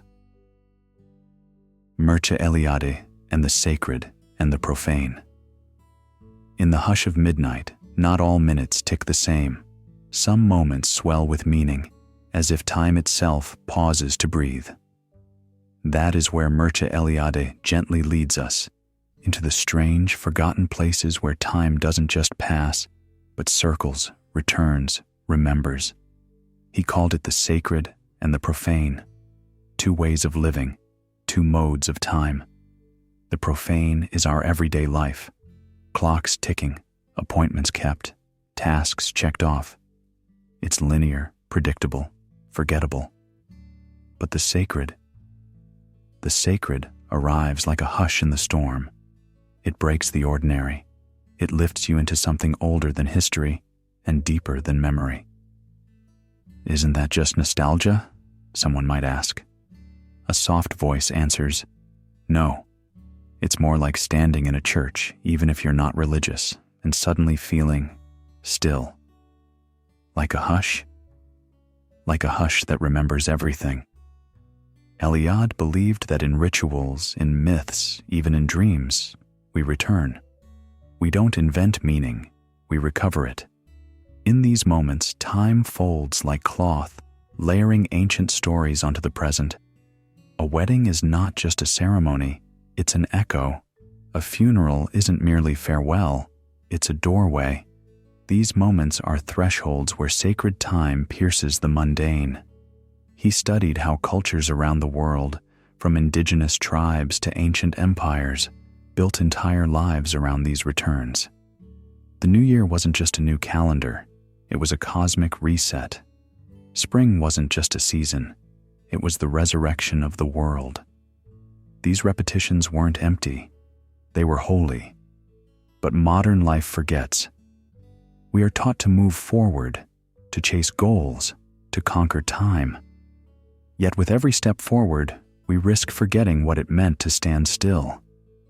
We scroll through life, but seldom pause to relive the sacred.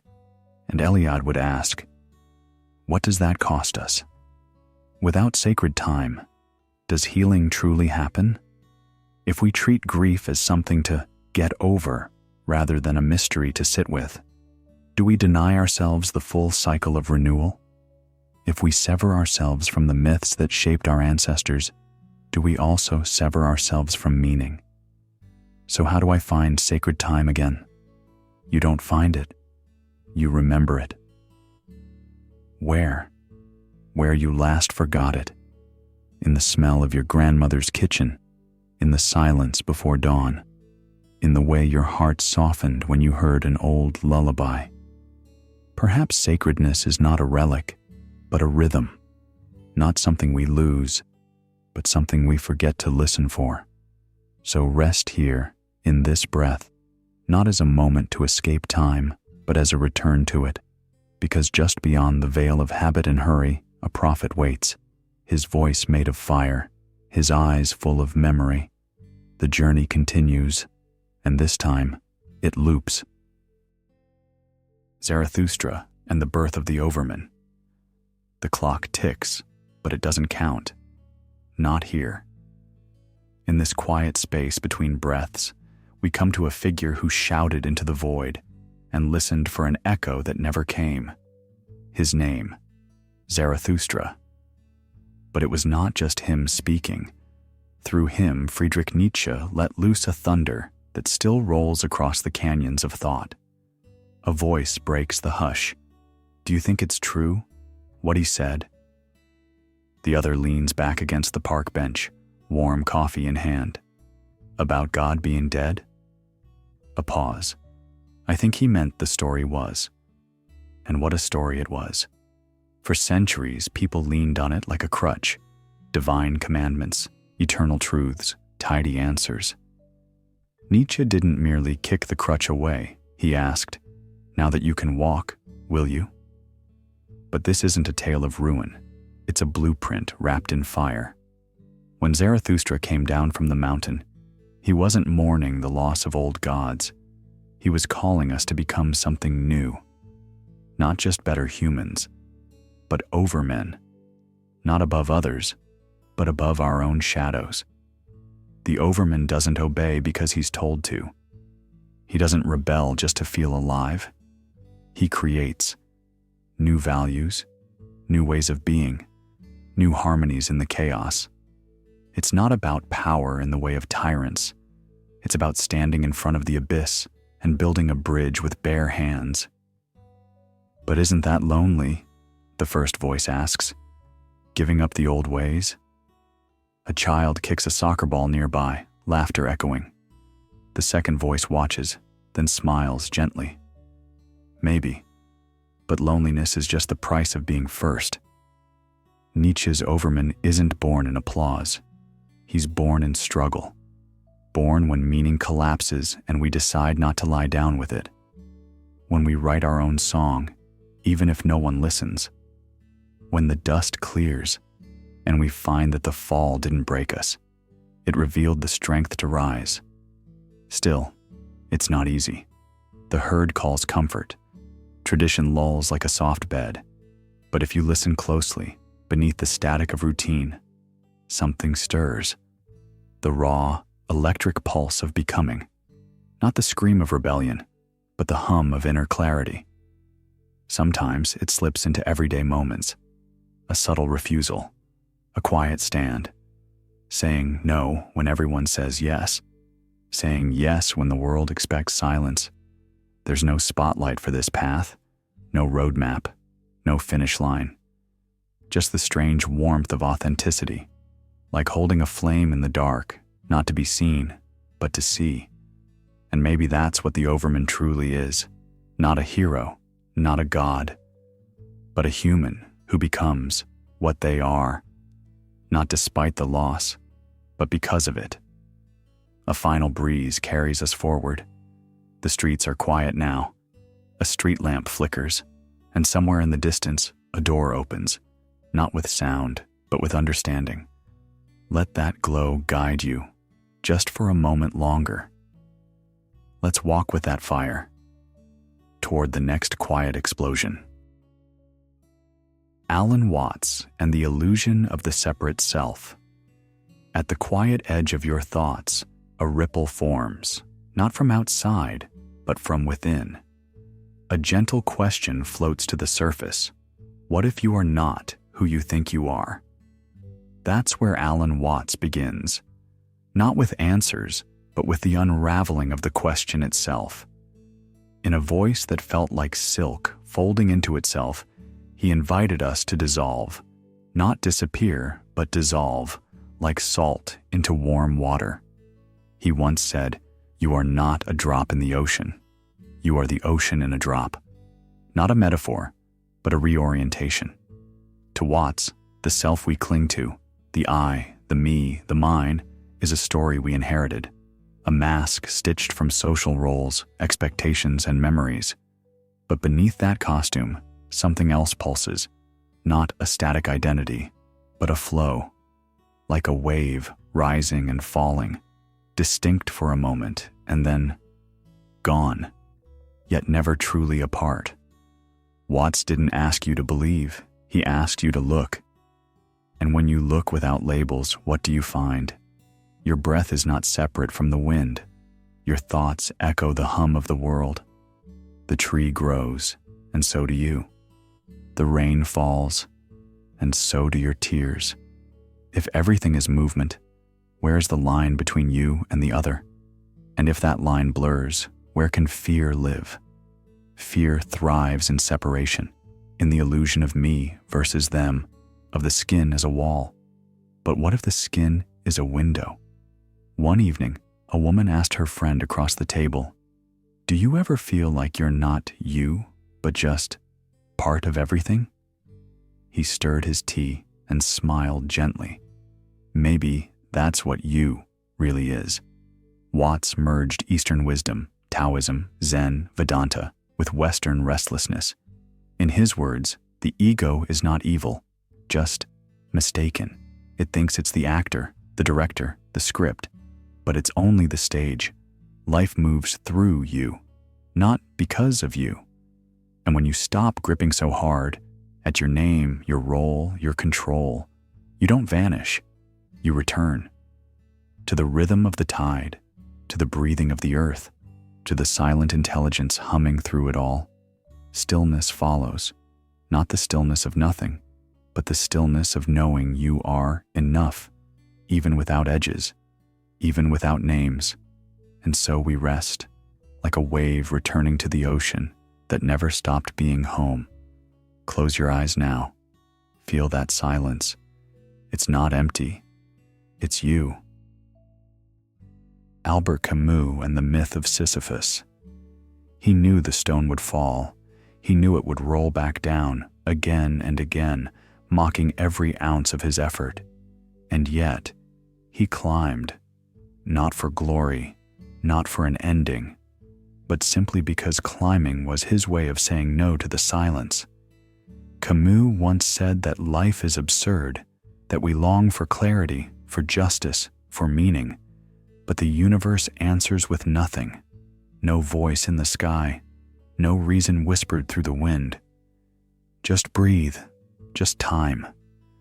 Just this strange, stubborn heartbeat continuing without a map. But in that silence, Camus didn't find despair. He found defiance. He believed that when we understand the absurd, we are free, not crushed by the weight of it, but awakened by the honesty of it. "You're telling me it all ends anyway?" A man in the cafe asks while stirring sugar into a cup he'll forget to finish. "Then I'll make every sip worth it." That's the kind of rebellion Camus wrote about, not loud and angry, but intimate, tender, a quiet refusal to collapse in the face of indifference, to wake up each day and say yes to living, even when nothing explains why we should. There's something sacred in that refusal. If life has no script, then every moment becomes a stage of improvisation. Every meal with a friend, every afternoon nap, every hand you hold when no one's watching. They matter, not because they were written in the stars, but because they weren't. They matter because you chose them. A woman adjusts the crooked painting in her hallway for the 5th time this week. "Why do you keep straightening it?" her son asks. She shrugs. "Because it's mine." We often think happiness needs a reason. Camus challenges that. He dares us to look at the endless hill, the falling stone, and still smile, not out of ignorance, but out of courage. Because maybe meaning isn't something we're given.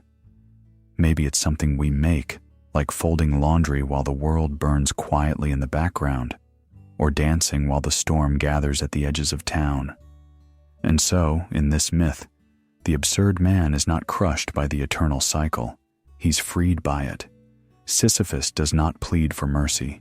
He leans into the push, knowing the fall is coming, and still chooses to climb, over and over.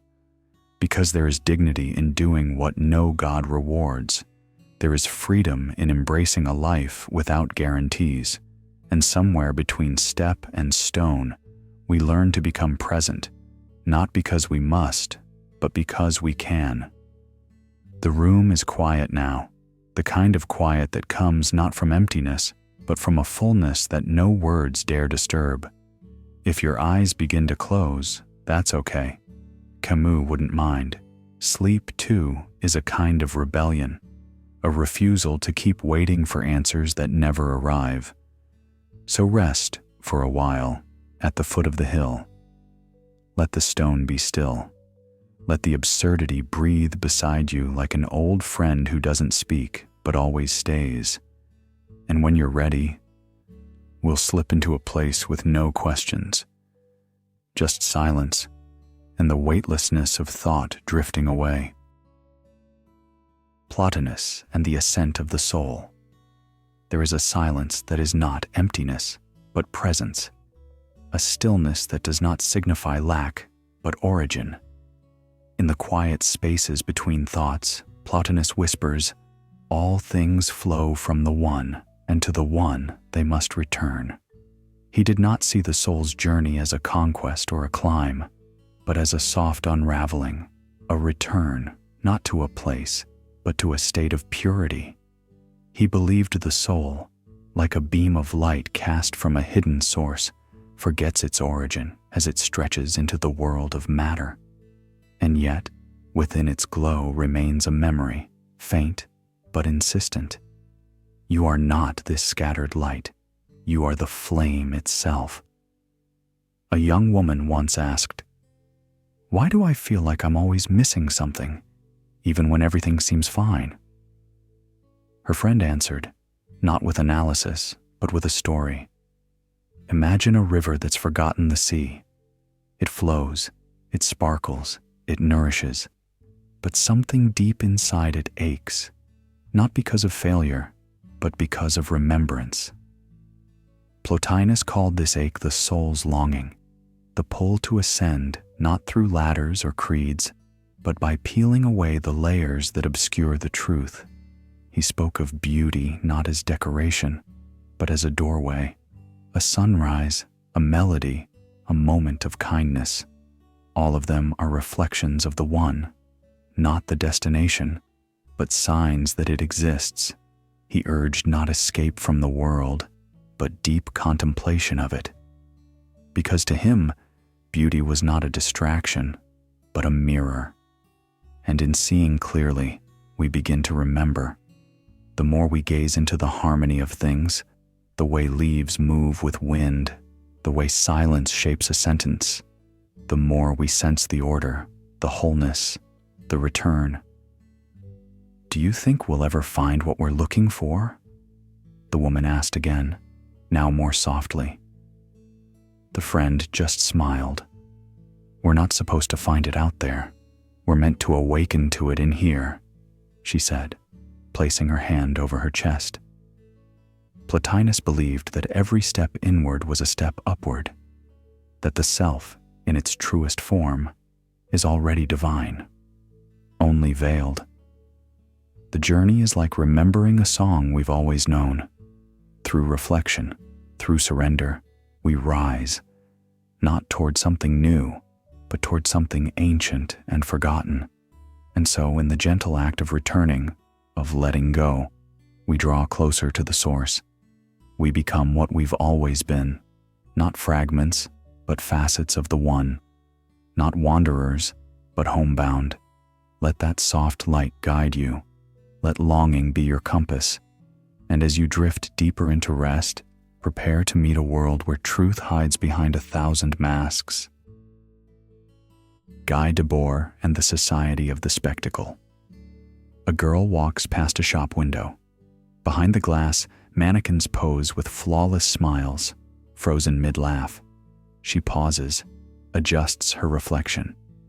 And in that pause, you feel it. The quiet pressure to be more than real, to be seen.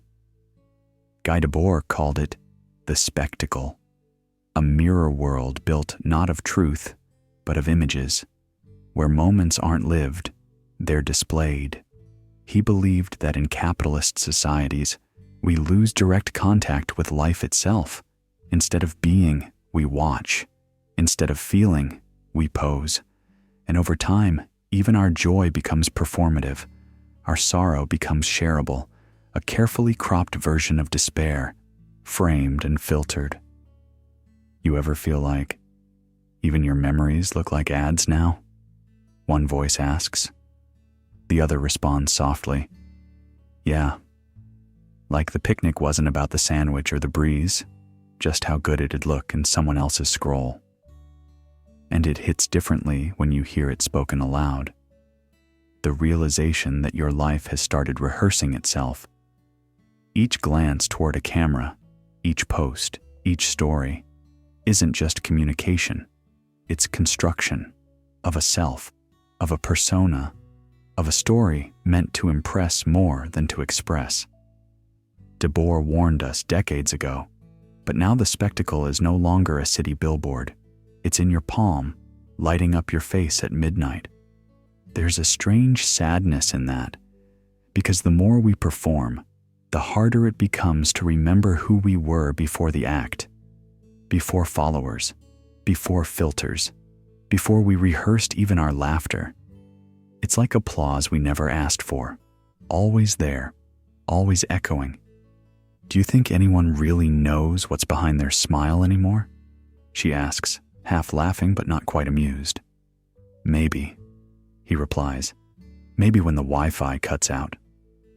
But even that silence feels curated now. And yet, beneath the surface, something stirs. A yearning not for likes or views, but for presence, real presence. The kind where a sunrise doesn't need to be recorded, where a tear isn't content, where we can fumble our words without cutting the scene.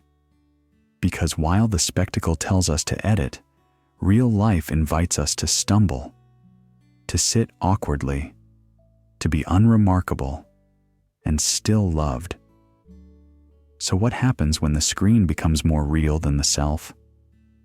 Maybe the answer isn't to fight the show, but to remember that it is a show, that your worth isn't measured by clarity, reach, or the perfect caption, that beneath the performance, there's still a heartbeat, one that doesn't need to perform, one that doesn't need an audience. And if you're feeling the weight of the mask tonight, it's okay to set it down. Let the stage go dark. Let the roles dissolve. No one's watching now. Not really. And if sleep comes, let it. You can return to this thought another night. But for now, fade the lights. Take off the mask. What remains? Maybe silence. But it is yours, and it is enough. Boethius and the Wheel of Fortune. The wheel never asks for permission. It turns in silence, suddenly, unreasonably, and when it does, it carries emperors to ruin and raises beggars to thrones. Boethius, once at the height of power in the Roman Empire, knew this intimately. One day, he was a respected statesman, the next a prisoner waiting for his execution, and in that cell, where time thickened and the walls pulsed with inevitability, he wrote not with rage, but with clarity. The consolation of philosophy was not a scream. It was a whisper of truth in the face of fortune's cruel spin. Why me? A voice might ask in the dark. Why not you? Another voice gently replies. It's the kind of exchange two tired souls might have, one clinging to the illusion of control, the other already learning to let go. Boethius didn't reject the pain. He didn't deny the betrayal. Instead, he looked into the face of fortune and saw her for what she was, not evil, not kind, but change itself. A wheel, ever turning, unreliable by nature. And yet, in that chaos, he found something unmovable, the soul anchored in virtue. What if true peace doesn't come from climbing higher, but from no longer fearing the fall? What if power isn't in the position you hold, but in the way you respond when the position is taken from you? He wrote of a woman, philosophy herself, visiting him in his despair. She wasn't soft or sentimental. She came like a physician, cutting through the fever of grief with reason. She reminded him, the wheel can take your wealth, your title, your body, but it cannot take what was never part of it, your wisdom, your courage, your clarity. These live not on the wheel's rim, but at its center. Think about it. When life spins you up in success, are you free or just momentarily lucky? And when it throws you down, is it punishment or perspective?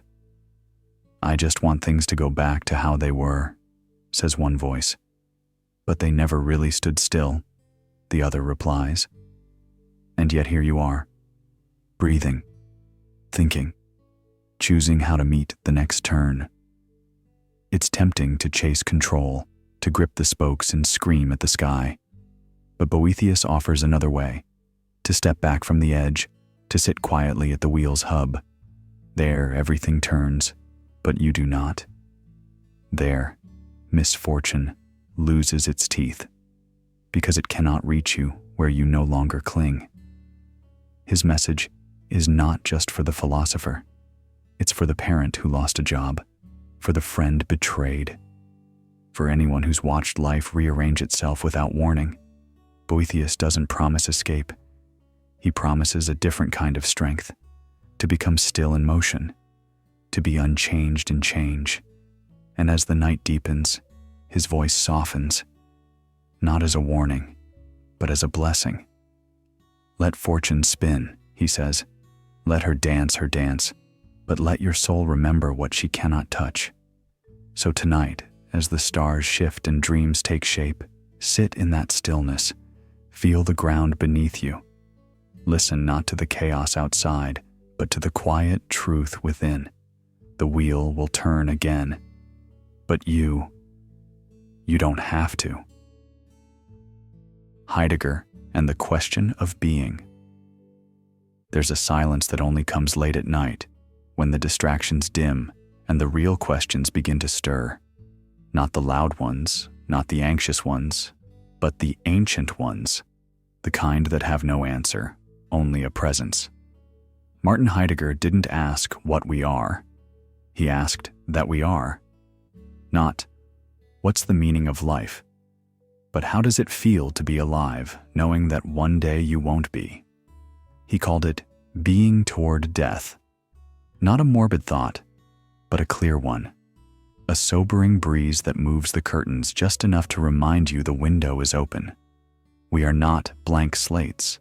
We are thrown into this world, into a body, into a family, into a time we didn't choose. And yet, here we are, breathing, choosing. Even when we try not to, we're choosing. One evening, a man quietly entered the back of a nearly empty jazz bar. No plans, no expectations. He just wanted somewhere to sit where nobody would ask why he looked like he was remembering something that never fully happened. As he found a seat, the bartender nodded, not asking, not judging, just handing him a glass of water like an old friend.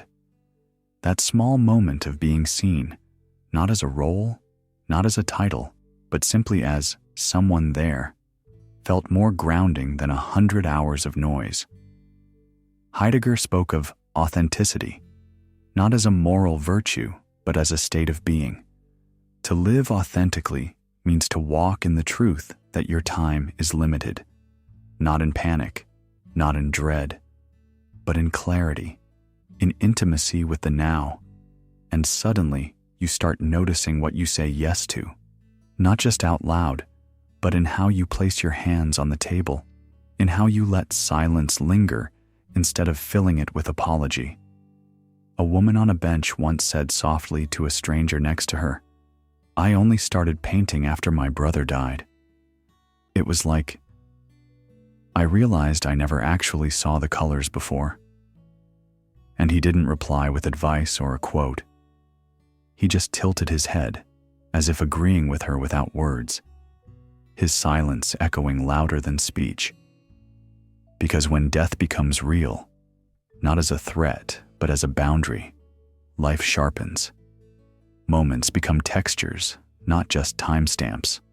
The warmth of soup, the smell of soil, the way light moves across your wrist as the sun shifts. Heidegger didn't want us to conquer death.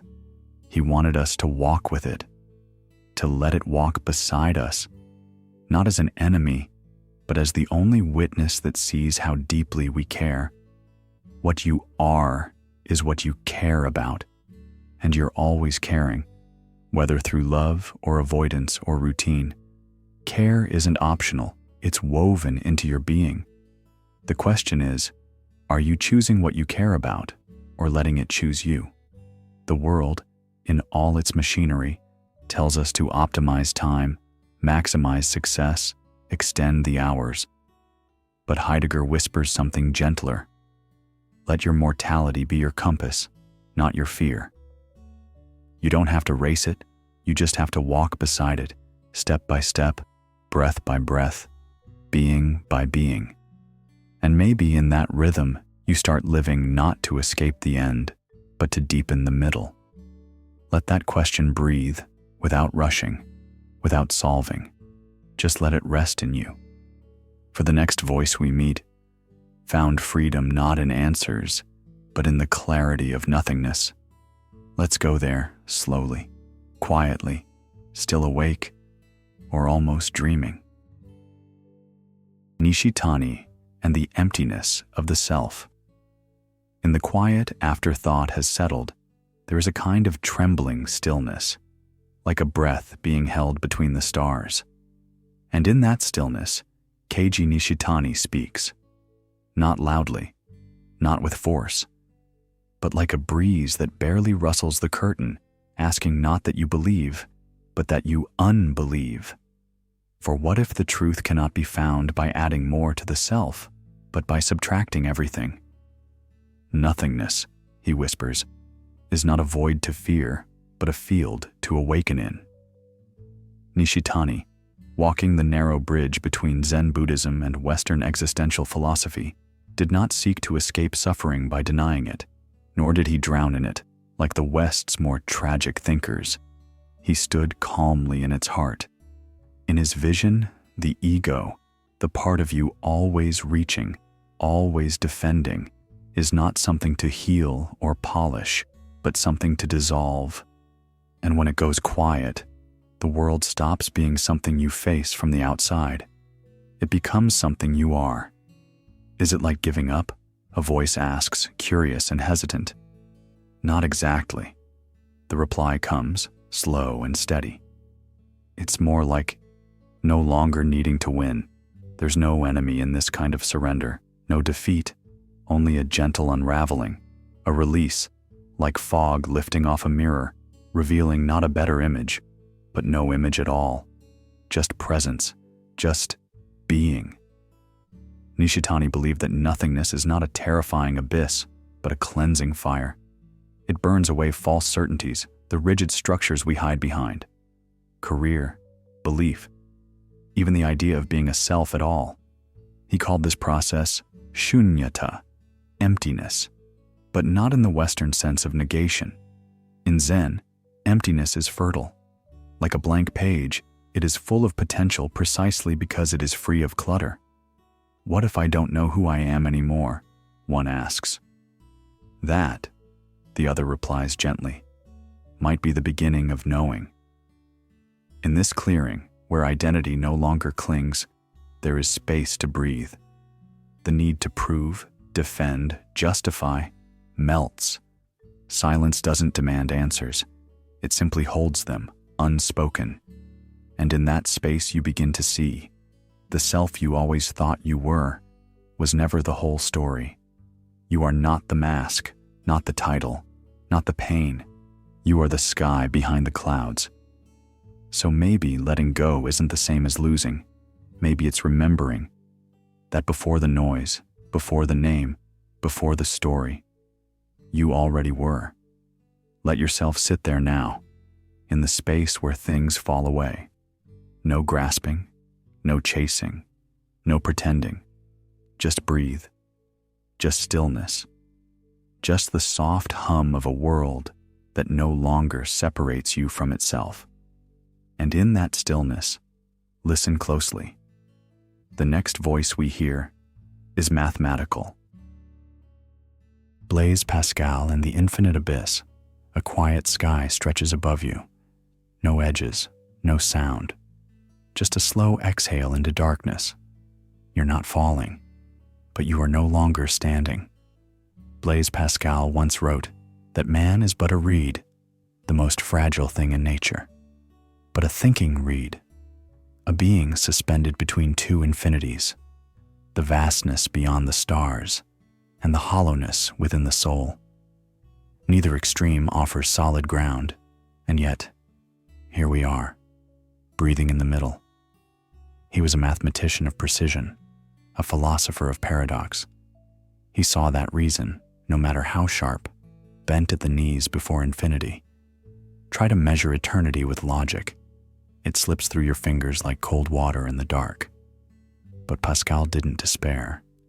He whispered that perhaps the heart has its own form of knowing, one that doesn't need to solve the abyss, only sit beside it. Late at night, have you ever felt that tug? Like standing at the edge of an unknowable ocean, your feet still on the sand, but your gaze drawn out to where no map dares go. Two people pass under a flickering street lamp. One pauses and says, "It's strange, isn't it? We worry so much about little things, but we're all just here, in the middle of something no one understands." The other half smiles, warming their hands in their sleeves. Maybe that's why we hold hands, because no one can hold infinity. Pascal's most famous idea wasn't an equation, it was a gamble. If we must live with uncertainty, why not bet on meaning? Why not live as if something sacred waits beneath the silence? Not because we're sure, but because we hope? But hope, too, is delicate, not loud like belief, more like a candle held close to the chest, shielding it from the wind. And faith, to Pascal, was not blind acceptance. It was a trembling decision, a step taken not with confidence, but with the heart wide open, in a cosmos cold and quiet, to trust anyway. That is defiance. That is strength. A woman waiting at a bus stop glances at the stars, then down at her phone. No messages, just time passing. She wraps her coat tighter and whispers to herself, "Still, I'll wait." Because sometimes faith is not about expecting an answer. It's about staying long enough to see if the silence has one. So we sit, like reeds, fragile, bending, but unbroken, held between two infinities, and still able to wonder. Let that thought rest beside you, not to solve the abyss, but to soften it, not to escape the vastness, but to breathe within it. Hold your breath now. The next voice we hear belongs to paradox itself. G.E. Moore and the Problem of the External World. In the hush of a half-dream, where thoughts drift between fingertips and fading memory, G.E. Moore's quiet voice echoes, not in complexity, but in clarity. Here is one hand, here is another. And just like that, the world is summoned. Or so he says. Moore didn't shout into the abyss like Nietzsche, nor whisper into the void like Wittgenstein. He held up his hands, literal hands, in a lecture hall, and claimed that this undeniable gesture was proof the external world exists. It was radical in its simplicity and profoundly unsettling in its confidence. Can the most basic experience we have, seeing our hands, feeling the weight of our own body, serve as final evidence that there is a world outside our minds? A soft rain might tap against your window right now. You might lift your hand to the glass and feel the chill. That's experience, yes. But more was after something more, something philosophers had tangled themselves in for centuries. Descartes doubted, Kant categorized, and Berkeley evaporated matter entirely. More, though, trusted in the ordinary. But what does ordinary really mean when your dreams feel just as real as the morning sunlight? Do you think that really proves anything? One voice asks in the dark, half teasing. The other chuckles. I mean, I see your hand, right? Unless I'm dreaming. Or you're not even here. Then again, the first says, if we're both part of the same illusion, maybe we're real to each other. And maybe that's what Moore missed. That reality isn't just about proof. It's about relation, about context, about trust, not in logic, but in presence. When you stretch your fingers in the dark and they curl around the edge of a bedsheet, you're not proving the sheet exists. You're returning to a moment, to a body, to a self. Yet Moore's gesture, so childlike, so certain, unsettles the philosophers because it exposes a strange paradox. In trying to argue against skepticism, he reveals how fragile certainty really is. We think our senses are windows to the world. But what if they're mirrors? What if we're not seeing the world as it is, but as we expect it to be? So we blink, we stretch, and we ask, is it the evidence that builds belief? Or is belief the scaffolding that holds the evidence up? The philosopher's hand remains suspended in the air, 2 fingers pointed toward the silence. And in that space, we remember that philosophy doesn't always answer. Sometimes, it just makes you notice that you've been holding your breath. Now, let it go. The next voice waits, just past your perception, and it might ask a question you've never dared to answer. Or perhaps, it will ask if you're even awake at all. The simulation hypothesis and the limits of reality. Somewhere between your heartbeat and the distant hum of the night, a strange idea begins to surface. It doesn't knock, it slides in, quiet, curious. What if none of this is what it seems? Not the sky overhead, not the weight of the sheets on your skin, not even the voice whispering these words to you. A philosopher named Nick Bostrom once proposed that if a civilization can simulate reality in full detail, then it's statistically more likely that we're living inside one than outside. Not in base reality, but inside a copy of it, a simulation. And suddenly, the room flickers just a little in your mind, not because it's fake, but because maybe the realness is the mask itself. 2 friends once sat in a coffee shop, one half asleep, the other wide-eyed. You ever feel like things glitch? One asked. Like time stutters? The other laughed gently, stirring her drink. Maybe it's not the world stuttering. Maybe it's us waking up. There's something oddly comforting about this hypothesis. If the universe is code, then beauty is part of the program, and whoever wrote it bothered to include starlight and music and the way laughter bubbles in your throat without warning. But there's another side. If pain is coded, does that make it less valid or more cruel? You stub your toe, you lose a friend, you fall in love with someone who doesn't stay. Is it less real because it's programmed? Or does the code like poetry, make it more deliberate. Someone once whispered, half joking, maybe the reason nothing makes sense is because we're all just NPCs trying to write our own script. And the room grew quiet, not in fear, but in thought. Because if this is a simulation, then every small act, every laugh shared at a red light, every "Are you okay?" offered in passing, feels sacred. Not in spite of its artificiality, but because of it.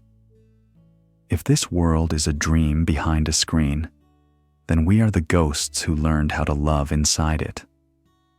There's a strange serenity that settles when you stop needing certainty, when the need to prove what's real is replaced by the will to be present within it. Even if it's an illusion, it's our illusion. And like a dancer in a spotlight, the movement still matters, even if no one's watching. Let that echo trail off softly, not as a warning, but an invitation. For now, we leave the realm of simulation and walk into the ancient firelight, where truth had no language, only story, where the old ones still speak, through smoke and shadow. The pre-Socratic mystics and the breath of cosmos. Before logic had teeth, and before reason built its temples, there was rhythm, a low hum beneath all things, the breath of the cosmos, steady, circular, unprovable, and yet unmistakably there. The pre-Socratic mystics didn't ask how the world worked. They listened for its pulse. You hear it too, don't you? In the hush before sleep, in the beat of your heart when no one is speaking. Anaximander once said that all things come from the boundless, the apeiron, a kind of sacred mist, undefined yet pregnant with form. He didn't need a microscope to tell him what you might feel when you stare into the sky too long, that we're not standing on certainty, but floating in mystery. Pythagoras, often mistaken for just a man of math, heard music in everything. To him, the planets weren't cold rocks. They were silent choirs orbiting in celestial harmony. His numbers didn't just measure the world, they sang it. Every ratio, every square root, every vibrating string, a note in the song of being. So he taught not with formulas, but with reverence. One night, under the stars, a man asks his friend, "Do you ever feel like life is humming just beneath us?" And the other replies, "Sometimes when it's quiet enough. I don't feel like I'm thinking, more like I'm being thought by something older." Empedocles too didn't split atoms. He saw the world split between love and strife. These weren't metaphors. They were forces, real and tangible. Love, the joining. Strife, the separating. You've felt them, haven't you? When you walked into a room and knew whether it held warmth or warning. That's what they meant. The elements, fire, air, water, earth, weren't just matter. They were moods of the cosmos. So maybe truth isn't something you trap in a sentence. Maybe it's something you attune to, like a frequency, a pattern, a breath. Maybe the mind isn't supposed to dominate nature, but to breathe with it. And maybe those who came before Socrates weren't primitive thinkers. Maybe they were poets of reality, not solving it, singing it. What if the world is less like a locked box and more like a flute? What if knowledge isn't conquest, but communion? Let that thought settle, like the last note of a melody you can't name, but never forgot. The rhythm continues. And ahead waits a thinker who made paradox into poetry. Heraclitus and the fire of becoming. You reach out, and the water slips past your fingers. Try again, and it's not the same water anymore. The river has moved on, and maybe so have you. Heraclitus once said, "You cannot step into the same river twice, not because the river changes, but because you do too. Even as you stand still, your thoughts evolve. Your skin breathes. Your memories shift their tone. Nothing stays. Nothing holds. And yet, that might be the most grounding truth of all. To Heraclitus, change was not chaos. It was the very rhythm of the cosmos, a divine dance of becoming. Fire was his metaphor, not the fire that warms quietly in a hearth, but the fire that transforms, that turns wood into ash, day into dusk, breath into silence. It does not destroy to punish, it destroys to renew. A woman waits in line at a late-night gas station. The cashier is slow. Her phone has died. Her coffee is cold. And yet, something in her pauses, notices the buzz of the fluorescent light, the sigh of the man behind her, the hum of a world still turning. She smiles, just slightly. Change is happening, without effort. That is the world Heraclitus saw, a living flame, always devouring, but also always revealing. You're not the same person you were yesterday, and that's not a flaw. It's not even a problem. It's the condition of life. And yet, we cling to names, to routines, to stories we once told about who we are. But how can we be fixed beings in a flowing world? What if the sadness you carry is just the ache of trying to freeze something that was never meant to be still? Do you think people really change? Someone asks as they both stare out the window of a quiet train, their reflection merging with the night. Or do they just become more of who they already were? The reply floats softly. Maybe we're all just fire learning to take shape for a while. There's comfort in constancy, but deeper peace in release. Letting go doesn't mean losing. It means joining the current, trusting the river to take you somewhere honest. You are not what you hold. You are what you become. And in that fire, there is light. So tonight, if thoughts shift, if your emotions surprise you, if dreams pull you sideways, let them. Heraclitus would tell you, that is life working. Breathe with the flame. Watch it flicker in the dark of your closed eyelids. Let it burn away the weight of today. Let it remake you, gently, without noise. Let the flames recede now. They've done their work. Drift forward, into the dream of the unconscious, where no name matters, where change is not feared, but followed. Carl Jung and the Shadow Within. In the soft silence of the night, a question stirs just beneath the eyelids. What part of yourself have you been trying not to see?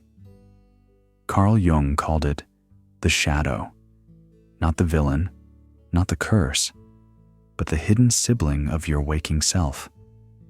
It's everything you've disowned, the jealousy you won't name, the rage you buried, the hunger for power you dressed up as virtue. These aren't evil.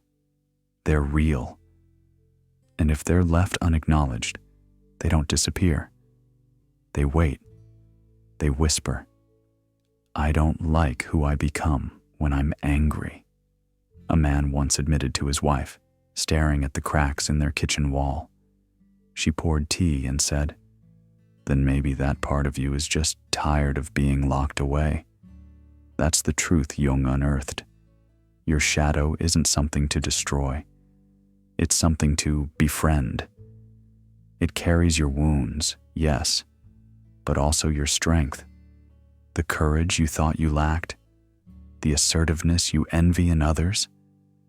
Often they're trapped in the very parts you've refused to acknowledge. The process isn't glamorous. Integration is a quiet, sometimes painful unfolding. It's realizing that the thing you mocked in others lives in you. It's watching your own judgments boomerang.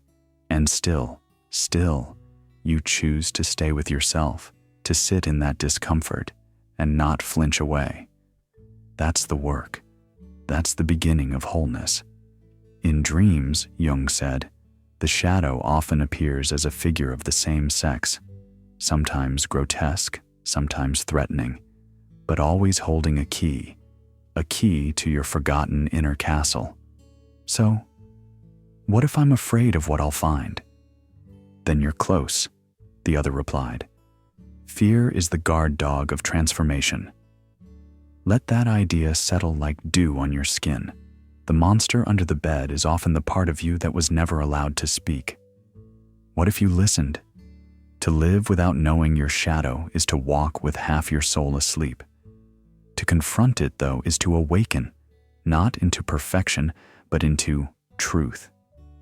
The kind that doesn't blink or apologize, the kind that allows you to stop pretending. Integration isn't a one-time revelation. It's a gentle but relentless conversation with the pieces of you that flinch in the light. Over time, those pieces soften. They start telling stories. They stop screaming. They begin to trust you. And in that trust, something strange and holy happens. You feel stronger. Not because you've banished the darkness, but because you've made peace with it. So tonight, as the world hushes and the body winds down, let the shadow rise, not to haunt you, but to guide you. Don't run, don't judge, just watch. Now close your eyes. Feel that quiet figure standing beside you. It's not here to harm, it's here to lead. And where it leads is the cave where memory sleeps, waiting to be remembered. Plato's theory of recollection. A hush settles over the world like breath before thought, and in that pause, you remember something. Not clearly, not with facts or names, but with a strange familiarity, like recognizing a face in a dream. Plato once said that to learn is not to receive, but to remember. Not from books, but from being, from before. They say we come into this world not empty, but veiled. That beneath our forgetfulness, the soul remembers every truth it has ever known. Like a mirror fogged by breath, knowledge is there, waiting to be wiped clear. So when a child suddenly understands justice, when someone feels the weight of beauty in music, it's not new, it's old, ancient, reawakened. There's a small conversation that lingers in my mind. A man with gray in his beard pauses at a crosswalk. A teenager beside him, headphones askew, glances up. You ever get that feeling, the older man says, that you've already lived this moment? The boy shrugs. Déjà vu? No, the man smiles softly. More like remembering what you never knew you forgot. And they cross. That's what Plato meant, that the soul doesn't gather knowledge like seashells on a beach. It uncovers it, like light beneath a cloth. Truth, in this view, is not built, it's revealed. And the role of the teacher is not to fill your cup, but to tap gently until the crack opens and the light flows out. What if every whisper of intuition, every gut feeling, every quiet knowing was not a guess, but a ghost of something you once fully knew? Could silence then be more than rest? Could it be guidance? In this stillness, something shifts. You are not so far from the source, not so far from understanding. Beneath every distraction and noise, beneath the stories others wrote on you, is an original script. Your soul carries it. A script etched not in ink, but in presence. Unfading, patient. Close your eyes. The world will wait. Behind your thoughts, behind your breathing, there's something warm, familiar, as if your own spirit was reaching back through the veil to remind you. You already know. And if that's true, then maybe wonder is not the beginning of knowledge, but the end of forgetting. Let that wonder carry you now. As the night deepens, the voice ahead grows quieter. We return to where everything began, the sound of nothing, and within that nothing, a memory waits. Epicurus and the absence of fear. There's something strangely comforting in the thought that you'll never meet your own death. Not really. When death arrives, said Epicurus, you are no longer there. And when you're here, alive, breathing, touching the world, it is not. They never overlap. Like two trains passing in opposite directions on separate tracks. That simple idea, wrapped in softness, removes a sharp edge from the fear that follows so many of us into sleep. Hey, do you ever think about dying? A woman whispers this as she brushes her hair at night. Sometimes, her partner replies, but only when I forget I'm still alive. Epicurus wasn't interested in gods, grand punishments, or tortured philosophies. To him, peace was not in dramatic battles with fate, but in learning how to enjoy an apple or the warmth of morning sun without dread of tomorrow. To live well, he said, was to remove fear. To do so, one must start with the biggest one, death itself, because it's fear that poisons pleasure. It's fear that keeps us pacing at midnight, scanning the ceiling for what's already gone. You might wonder, if we truly absorbed his teaching, what would change? Maybe you'd pause a bit longer with your child's laughter. Maybe you'd call a friend without rehearsing the words first. Maybe the small aches wouldn't carry so much meaning, and you'd stop counting wrinkles like they were warnings. Instead, you'd see them as imprints, fossils of laughter, sun, and tears. Imagine waking one morning and realizing you've been counting down from a number you never chose. Epicurus invites you to drop the countdown, to stop measuring life as a race toward a finish line you'll never cross consciously. He believed the soul should be calm, not clenched. Life to him wasn't about grasping or clinging, but savoring, quietly, completely. So what happens after we die? Nothing, she says softly, pouring tea. And nothing isn't so bad. It is in the acceptance of this nothingness that freedom blooms. No eternal torture, no haunted ghost, just the slow settling of breath into stillness. That's why Epicurus called death nothing to us, because we will never live to experience it. And what we don't experience, we need not fear. So the focus shifts, as it always does in philosophy, from death to life. If we are to fear nothing, then what do we hold sacred? Time, touch, the smile that forms without cause, the simple meal with someone who listens. These things, which often hide in plain sight, shimmer when fear retreats. And in that shimmering, maybe we learn to live a little softer, with less armor, with more gratitude. Perhaps this was Epicurus's true gift, not a denial of endings, but an invitation to immerse ourselves in beginnings, each morning, each laugh, each moment without pain. Let go now. Feel the heaviness lift. There is no beast waiting in the dark, only silence and sleep, and maybe the gentle voice of the next philosopher.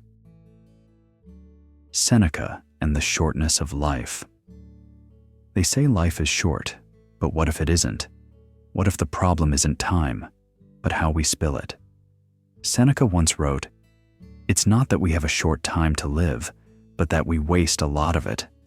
And maybe you've felt that too, on a train ride, staring out the window, or scrolling through something that doesn't matter. You glance at the clock and wonder, where did it all go? In a quiet cafe, two strangers once shared a moment, one waiting for their tea, the other fumbling with their phone charger. And without thinking, one said, "Some days vanish like mist." You ever feel that? The other nodded, smiling faintly. "Only on the days I'm trying to hold on." Seneca wasn't judging when he spoke about wasted time. He was mourning mourning the way we postpone joy for achievement, the way we let anxiety stretch its fingers into the minutes we never get back. He knew ambition could hollow you out. He saw how people rush, hoard, compete, thinking they're building a legacy, when really, they're just renting tomorrows they'll never inhabit. He offered a strange suggestion. Don't live longer. Live deeper. Not by adding more to your calendar, but by subtracting. Subtract the noise. Subtract the pretending. Subtract everything that doesn't wake you up inside. Some people think presence means standing still, but it doesn't.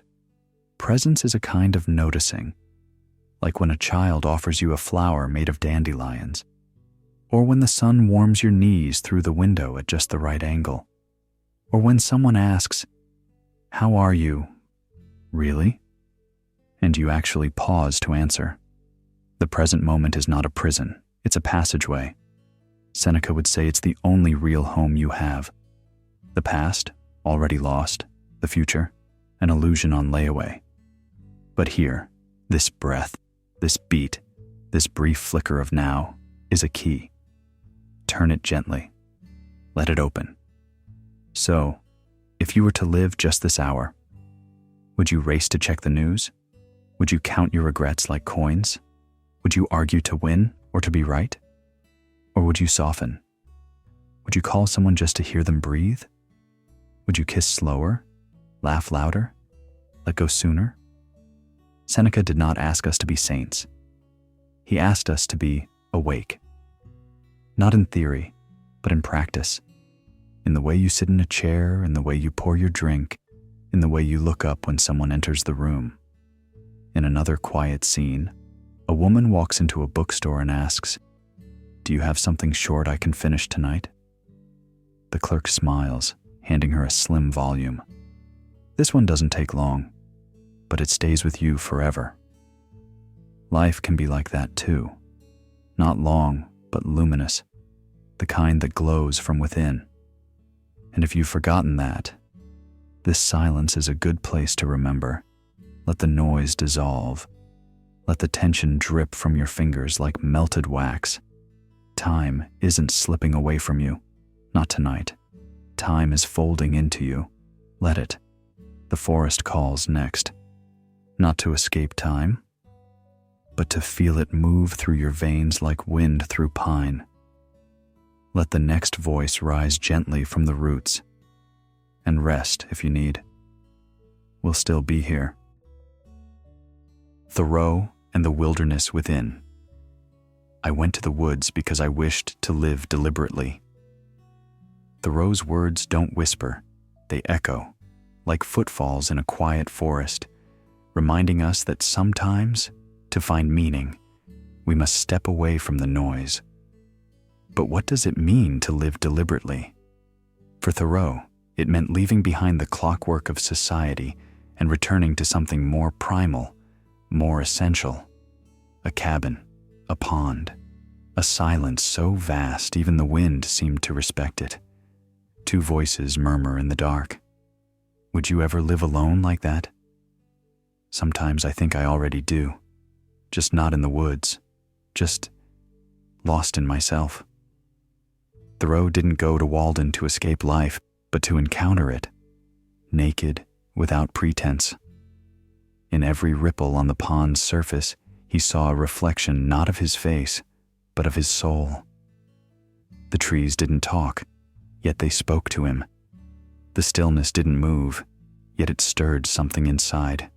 He came not to be away from people, but to come closer to truth. Imagine if, just for one moment, the static in your mind faded. No more deadlines, no more alerts. Just the crunch of leaves underfoot, a breeze brushing past your skin, the sound of your own breathing. In that wilderness, what version of you might rise? Without expectations, without performance, just being, just breathe. Do you think he was lonely out there? Maybe, but maybe loneliness is different when the world is still. Maybe it's not emptiness. Maybe it's a mirror. Thoreau believed that in solitude, we stop performing and start perceiving. And what we find in that stillness is not less of ourselves, but more. The wilderness is not a place, he taught us. It's a way of listening, of shedding, of becoming. So if the world feels loud tonight, step into this forest within.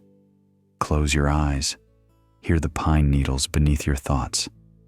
Let the digital world dissolve, leaf by leaf.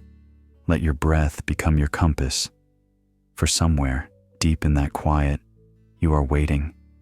And now, let the forest fade. We walk onward, not away from the world, but deeper into the self.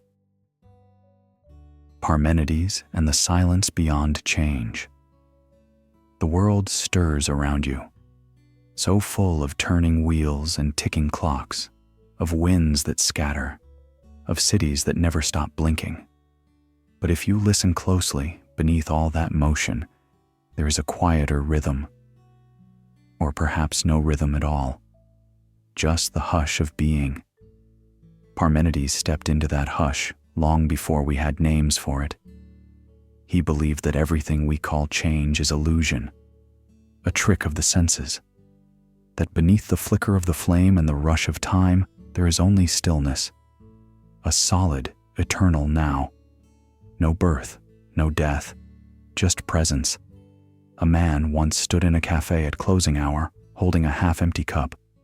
The barista said, "You can stay a little longer if you need." He looked up, smiled slightly, and answered, "No rush. I'm not really going anywhere." The sentence drifted into the air like a feather, unhurried and final. That's what Parmenides might have meant. Not going anywhere, because there's nowhere else to go. This thought can be unsettling, like walking through a hallway that leads back to itself, but it can also be comforting. If nothing truly changes, then nothing is truly lost. If being simply is, then every moment is held, forever intact, like sunlight suspended in amber. There's a kind of release in giving up the chase, a quiet joy in sitting still, not because you're lazy, but because you've touched something deeper than motion. Stillness isn't stagnation, it's presence without need.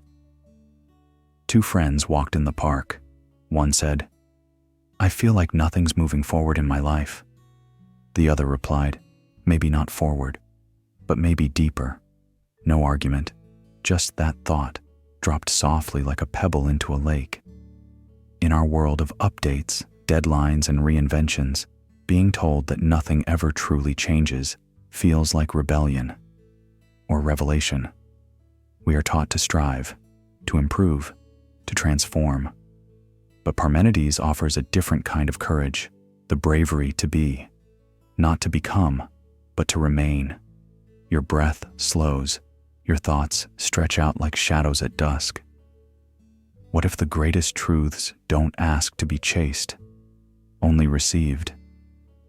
This is not the silence of absence, but the presence of everything that doesn't clamor for attention. It is the soft hush of something that was always here, waiting behind the noise. Stay with that stillness. No need to grasp it, no need to understand. Let it settle into you, like dust on a forgotten windowsill, or like the way sleep sometimes arrives, not because we seek it, but because we stop seeking. Now, as your body relaxes and your mind softens, listen once more, not for movement, but for what remains when movement ends. We step now into what cannot be named, a breath held by the universe. The ineffable waits, and so we follow. Teresa of Avila and the interior castle.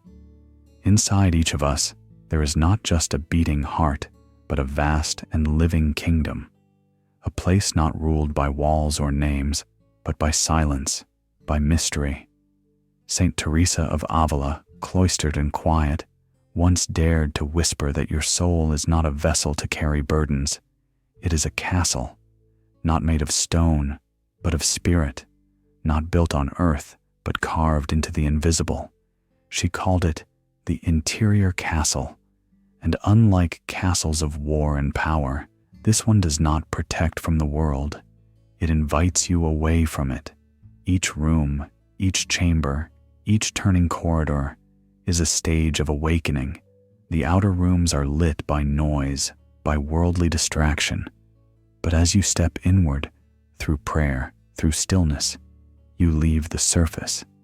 You begin to hear what the world has muffled. "Do you think it's real?" someone once asked, sitting quietly by candlelight, looking not at the flame, but into it. "I think it's more real than this conversation," the other answered, eyes closed. "The part of me that's always watching. It lives there, not here." "And do you feel alone, going inside?" "Number, that's the strange part. I feel expected." Teresa believed that the soul, in its purest place, houses the divine, that somewhere, beyond the noise of ego and fear, beyond the routines of our days and the dust of our worries, God waits, not above, not outside, but in the innermost room, in the silence so deep it becomes presence. So why then do we search elsewhere? Why do we chase light on distant horizons when the brightest sanctuary flickers within? Maybe we've forgotten how to kneel, or perhaps we've been taught that truth must come from books, from leaders, from proof. But Teresa teaches that the journey is not up, not out, but in. It is a descent, not into darkness, but into clarity. Some rooms are locked by fear, some echo with past pain, but none are empty. Each chamber you dare to enter reveals more of what you are, and less of what you're not. The spiritual path in her vision is not a ladder to climb. It's a spiral, drawing ever closer to the center, a still point, untouched by time, where self and sacred become one breath. As we leave this thought behind, pause, breathe, feel for the door behind your thoughts. Can you sense it? Let's step gently now into that hidden chamber, where even light dares not go, where silence becomes voice, and voice becomes peace. Levinas and the face of the other. There are moments when silence speaks louder than words, like when a stranger looks at you, not with suspicion, not with demand, but with something softer, something that reaches out before any sentence has formed. Levinas would say, this is where morality begins, not in doctrine, not in law, but in the raw and wordless encounter between two eyes. The face of the other isn't just a surface, it's an opening, a door that doesn't demand to be opened, but asks if you dare step closer. Do you ever wonder, someone asks on a park bench as pigeons gather near their feet, why some glances linger longer than others? The person beside them doesn't answer right away. A bus passes, coughing out noise. A child chases a runaway balloon. Then they speak, low and honest. Because sometimes, a face holds more questions than the day can hold answers. Levinas did not believe we were born moral. He believed we become moral the moment we encounter another person's vulnerability, when we see, not a concept, not a category, but a person who could suffer. That recognition creates a responsibility, not one written in books, but felt like gravity on the heart. And it's strange how this happens in the most unexpected places. A grocery line, an elevator, the way someone clutches their phone as if it's the only thing anchoring them to the moment. You notice, and for a second, everything slows. You're not told to care. You simply do. It's not empathy in the abstract. It's the trembling detail, the tired curl of someone's lip, the way their shoulders fold inward like wings that have forgotten flight.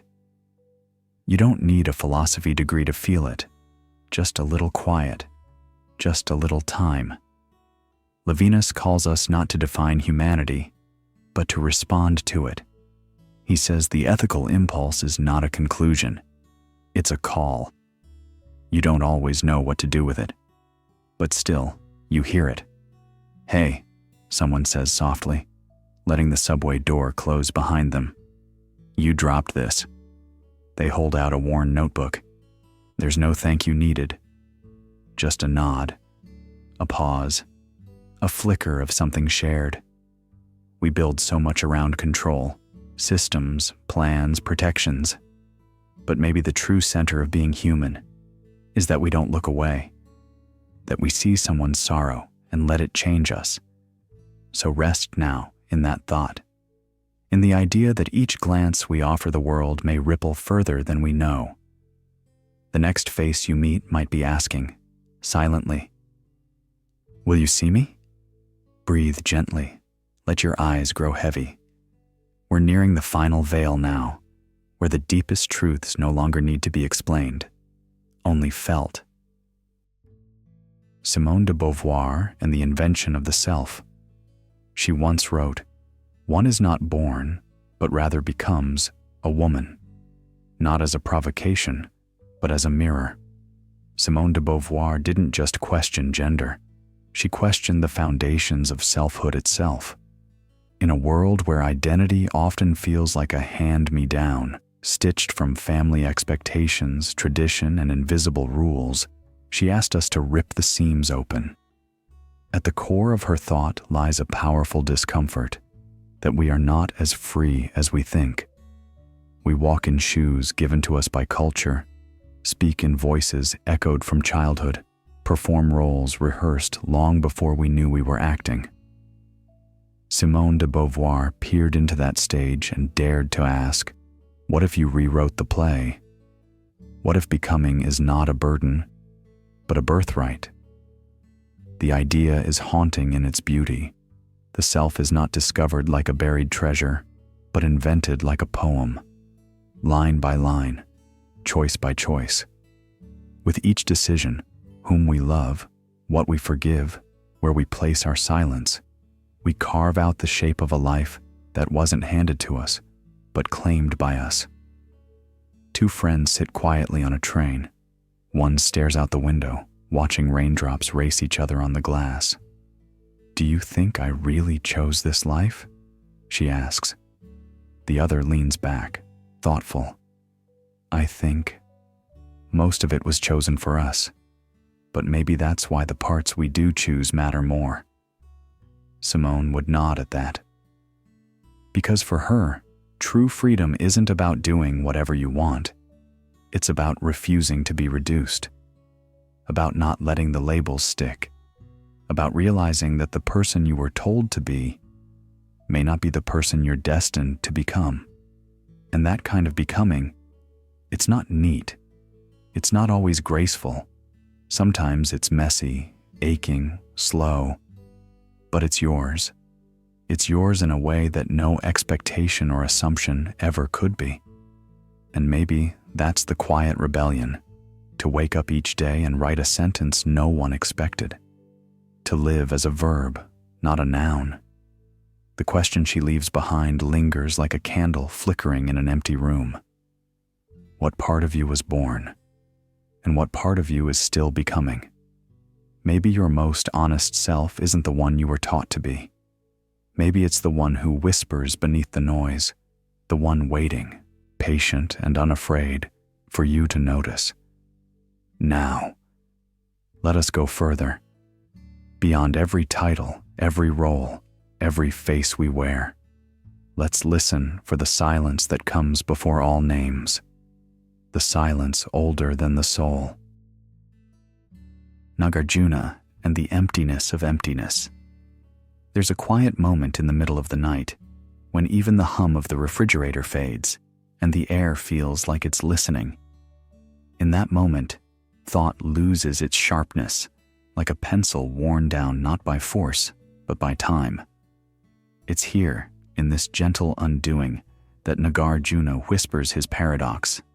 Form is emptiness. Emptiness is form. A woman stands in front of her mirror, not out of vanity, but habit. She touches the edges of her face as if trying to remember whose it was. "Is this really me?" she murmurs, half amused, half searching. Her partner, passing by, responds without looking. "Does it matter if I still kiss you the same?" Nagarjuna's words aren't meant to confuse. They're meant to free. He dismantled the idea that things are what they are independently. You're not a tree. You're rain, soil, light, and time. Your breath passed down from your mother, her mother, and something that had no mother at all. Even the idea of being or not being relies on something else to hold it. So if everything is empty, and even emptiness cannot exist on its own, what is left? She leans back against the kitchen counter. "You ever wonder if anything actually is what it seems?" she asks. He pours water slowly into a mug. "Only when I look too closely," he says. "But when I just drink it, it's water." That's the key. Nagarjuna doesn't stop at absence. He turns the whole idea of emptiness inside out, revealing that the space between things is not a void, but a bridge. Not nothing, but connection. You cannot find the ocean in a single wave, but you also cannot deny the ocean because of the wave. This is not a puzzle to solve. It's a rhythm to feel. Everything arises together, thought and silence, pain and comfort, the question and the questioner. None stand alone, not even the idea of standing alone. At a cafe, someone places a notebook on the table and sighs. "I keep trying to write something real," they confess, but all the words feel borrowed. The barista, walking by, pauses just long enough to say, "That's how you know it's honest." Perhaps presence is what remains, not as something separate from emptiness, but born from it. A kind of stillness that doesn't need a reason, a peace that isn't earned, but remembered. Like walking barefoot on warm earth, not because you planned to, but because your shoes gave up. And it turned out the ground had been waiting all along. And maybe that's the secret, not to cling to form, not to fear its absence, but to rest in the motion between them. Let yourself settle there, between thought and its fading echo, between name and breath, between what you once were and what you never had to be. Hold that space gently. Our next guide speaks not of gods, but of silence. Pyrrho and the quiet of suspended judgment. The sea was calm that night, not because the wind had stopped, but because no ship had dared to sail it. And that, perhaps, is what Pyrrho would have done. Not launch, not retreat, but simply stand on the shore, watching the tide rise and fall without declaring it good or bad, right or wrong, true or false. In a world obsessed with finding answers, Pyrrho offered something radically strange and strangely soothing. He taught us not to affirm, not to deny, but to suspend, to float between waves of belief without being pulled under by either. Isn't that just avoiding the truth? Someone might whisper in the quiet of late-night thought, and another voice replies, just as gently, or maybe it's finally telling the truth that we don't know. Pyrrho didn't reject the idea of truth. He simply suggested that we might never be certain of it, and that's okay. From this radical uncertainty, he drew a hidden treasure, peace. Not the peace that comes from winning an argument or proving someone wrong, but the kind of peace you find when you stop trying to prove anything at all. When you step back from the endless tug of war between yes and no and realize that maybe, just maybe, holding the rope is what causes the pain. He walked through the marketplace, the noise, the dust, the shouting of merchants, and the prayers of the priests. And he said nothing, not because he didn't care, but because he refused to pretend he knew what others claimed so confidently. To him, their certainty was a mask over confusion, and their conclusions only deepened the noise. What if someone lies to you? One asks. What if they're wrong and you do nothing? Another adds. But Pyrrho smiles. Not from arrogance, but from stillness. Because his way is not passive, it's deliberate. A soft letting go of the compulsion to react. You can still listen. You can still move. You just don't have to label everything as right or wrong before you act. Like watching clouds drift without naming their shape. Maybe you felt it, this tension, the need to decide, to define, to defend your side. And maybe you've also felt the exhaustion that comes with it, the ache of always needing to be certain, always needing to be right. Pyrrho's voice is a whisper into that ache. What if not knowing is the beginning of rest? That's not to say we stop thinking. Pyrrho wasn't anti-mind. He simply thought our minds, like birds startled too easily, might calm down if we let them perch on the branch of uncertainty without trying to fly off with conclusions. His philosophy doesn't demand that you abandon the world, but that you hold it loosely. The night deepens. Questions turn to echoes. And in that space between thought and sleep, someone asks, "But how do you live without belief?" And gently the reply, maybe by noticing more, maybe by feeling deeper, maybe by finally listening. So we lie back into the stillness, into the maybe. And for once, we don't force the answer to come. We suspend. And in that suspension, something rests. Now, let go of even this. We are about to step into the mirror of time, where nothing holds still and everything reflects. Marcus Aurelius and the inner citadel. A soft breath rests against the walls of your chest. You are here. The noise has faded. Just the hush of thought remains, curling like mist in a silent corridor. And in that stillness, we walk alongside a man who ruled the known world, and yet sought to master only himself. Marcus Aurelius, the Stoic emperor. He didn't seek applause. He didn't chase power, not really. He wrote quietly to himself in the dark, reminding his mind of its duty when the world grew loud. His words weren't meant to survive history, but they did, because they spoke of something eternal, the citadel within. You have power over your mind, not outside events. That was his promise, or maybe his plea, a reminder that in the chaos of war, betrayal, and sorrow, there is a place no storm can reach, not a temple, not a throne, but a still, clear space inside you, made not of stone, but of self-command. Two people speak quietly in the background. One leans closer. Do you ever just feel tired of everything?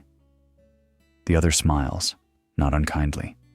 All the time, but I've learned to rest in it, not run from it. Aurelius might have nodded at that. For him, tranquility wasn't escape. It was endurance, not the kind that grits teeth, but the kind that loosens the jaw and says, yes, and still I remain. Some nights, it feels like everything is breaking. A phone left ringing, a plan falling apart, an illness arriving uninvited. But Marcus would tell you, none of these things reach your mind unless you let them. He likened the soul to a fortress, unbreached, unbothered. And unlike any fortress built by man, this one asks nothing but your attention. A woman walking alone once said to the stranger at the gate, "It's been a hard week." He opened the door, not asking for explanation. Then you're exactly on time. That's what this citadel offers.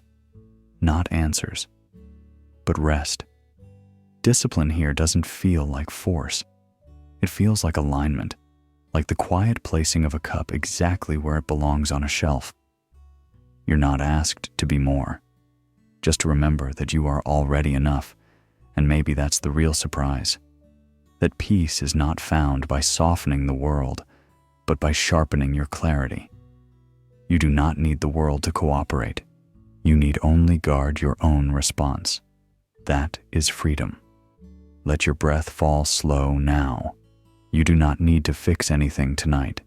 You do not need to win or know or explain. You only need to stand gently at the gate of your own mind and keep it still. Take refuge in that stillness. Our final thought is the one beyond words. And if you drift now, know this citadel remains, even in dreams. The silent answer. When the questions end, what is left? Maybe it's like when you walk through a forest trail and the path just fades into earth and moss. There's no final gate, no sign that says you've arrived. Just the rustle of leaves, a bird that doesn't know you're there, and your breath, soft now, like it remembered something older than language. Two people sit by a window late at night, the kind of quiet that comes not from exhaustion, but from understanding. Do you think we'll ever figure it all out? I don't think we're meant to. Then what's the point of thinking? Maybe thinking isn't for solving. Maybe it's for hearing yourself. Slowly stop. You see, when free will begins to feel like a performance, when we rehearse decisions like lines in a play, trying to believe we chose them, we start to wonder who's writing the script. But maybe the script was never meant to be written. Maybe it's meant to be listened to. And when paradoxes collapse, when yes and no longer fight, but sit together like old friends on a porch, you don't feel confused. You feel relieved, as if the universe finally stopped pretending it needed you to pick a side. Thought doesn't die. It rests. It folds itself like a letter and tucks it away in the drawer of awareness. What remains is not blankness, but presence, a gentle pulse behind the world, the warmth in a room where no one speaks, but everyone feels safe. Someone once asked, "What does peace really feel like?" And someone else answered, "Like realizing you don't have to do anything anymore to deserve being alive." Peace doesn't come from control. It comes from attention, from noticing the cup in your hand, the hum of a distant fridge, the way your eyelids grow heavier, not from effort, but from trust. To be still is not to fail. It is to surrender without fear. There's something sacred about that moment before sleep, when the mind lets go of its grip on reality, but hasn't yet fallen. It's a bridge made of breath and soft, fading thoughts. In that silence, maybe we don't find answers, but we find company. The presence of something kind, unspoken, unseen, yet unmistakably here. So, whether you are asleep or awake, choosing or drifting, know this: the illusion of choice is not your enemy. It's the gentle friend who walks beside you when the road is gone, when the sky is dark, when no one needs to be right anymore. It doesn't whisper instructions, it just stays. That presence, that quiet companion. Perhaps the final truth isn't a solution, it's a rhythm, and tonight you're already in tune. And so we have walked with them, the quiet visionaries, the lucid wanderers, the philosophers who didn't fear the end, because they had already let go. They taught us not through conclusions, but through presence, that perhaps the point is not to solve life, but to feel it, not to conquer the unknown, but to lie beside it, as one lies next to the sea, listening. Maybe the end is not a wall. Maybe it's a mirror. Or maybe it's a door we're not meant to open, but only to lean gently against, in stillness. As you drift now, not seeking, not clinging, remember, you don't need to understand everything to belong here. Sometimes, the mind rests best when it's allowed to wander without arriving. Good night, and may your thoughts echo kindly into the dark.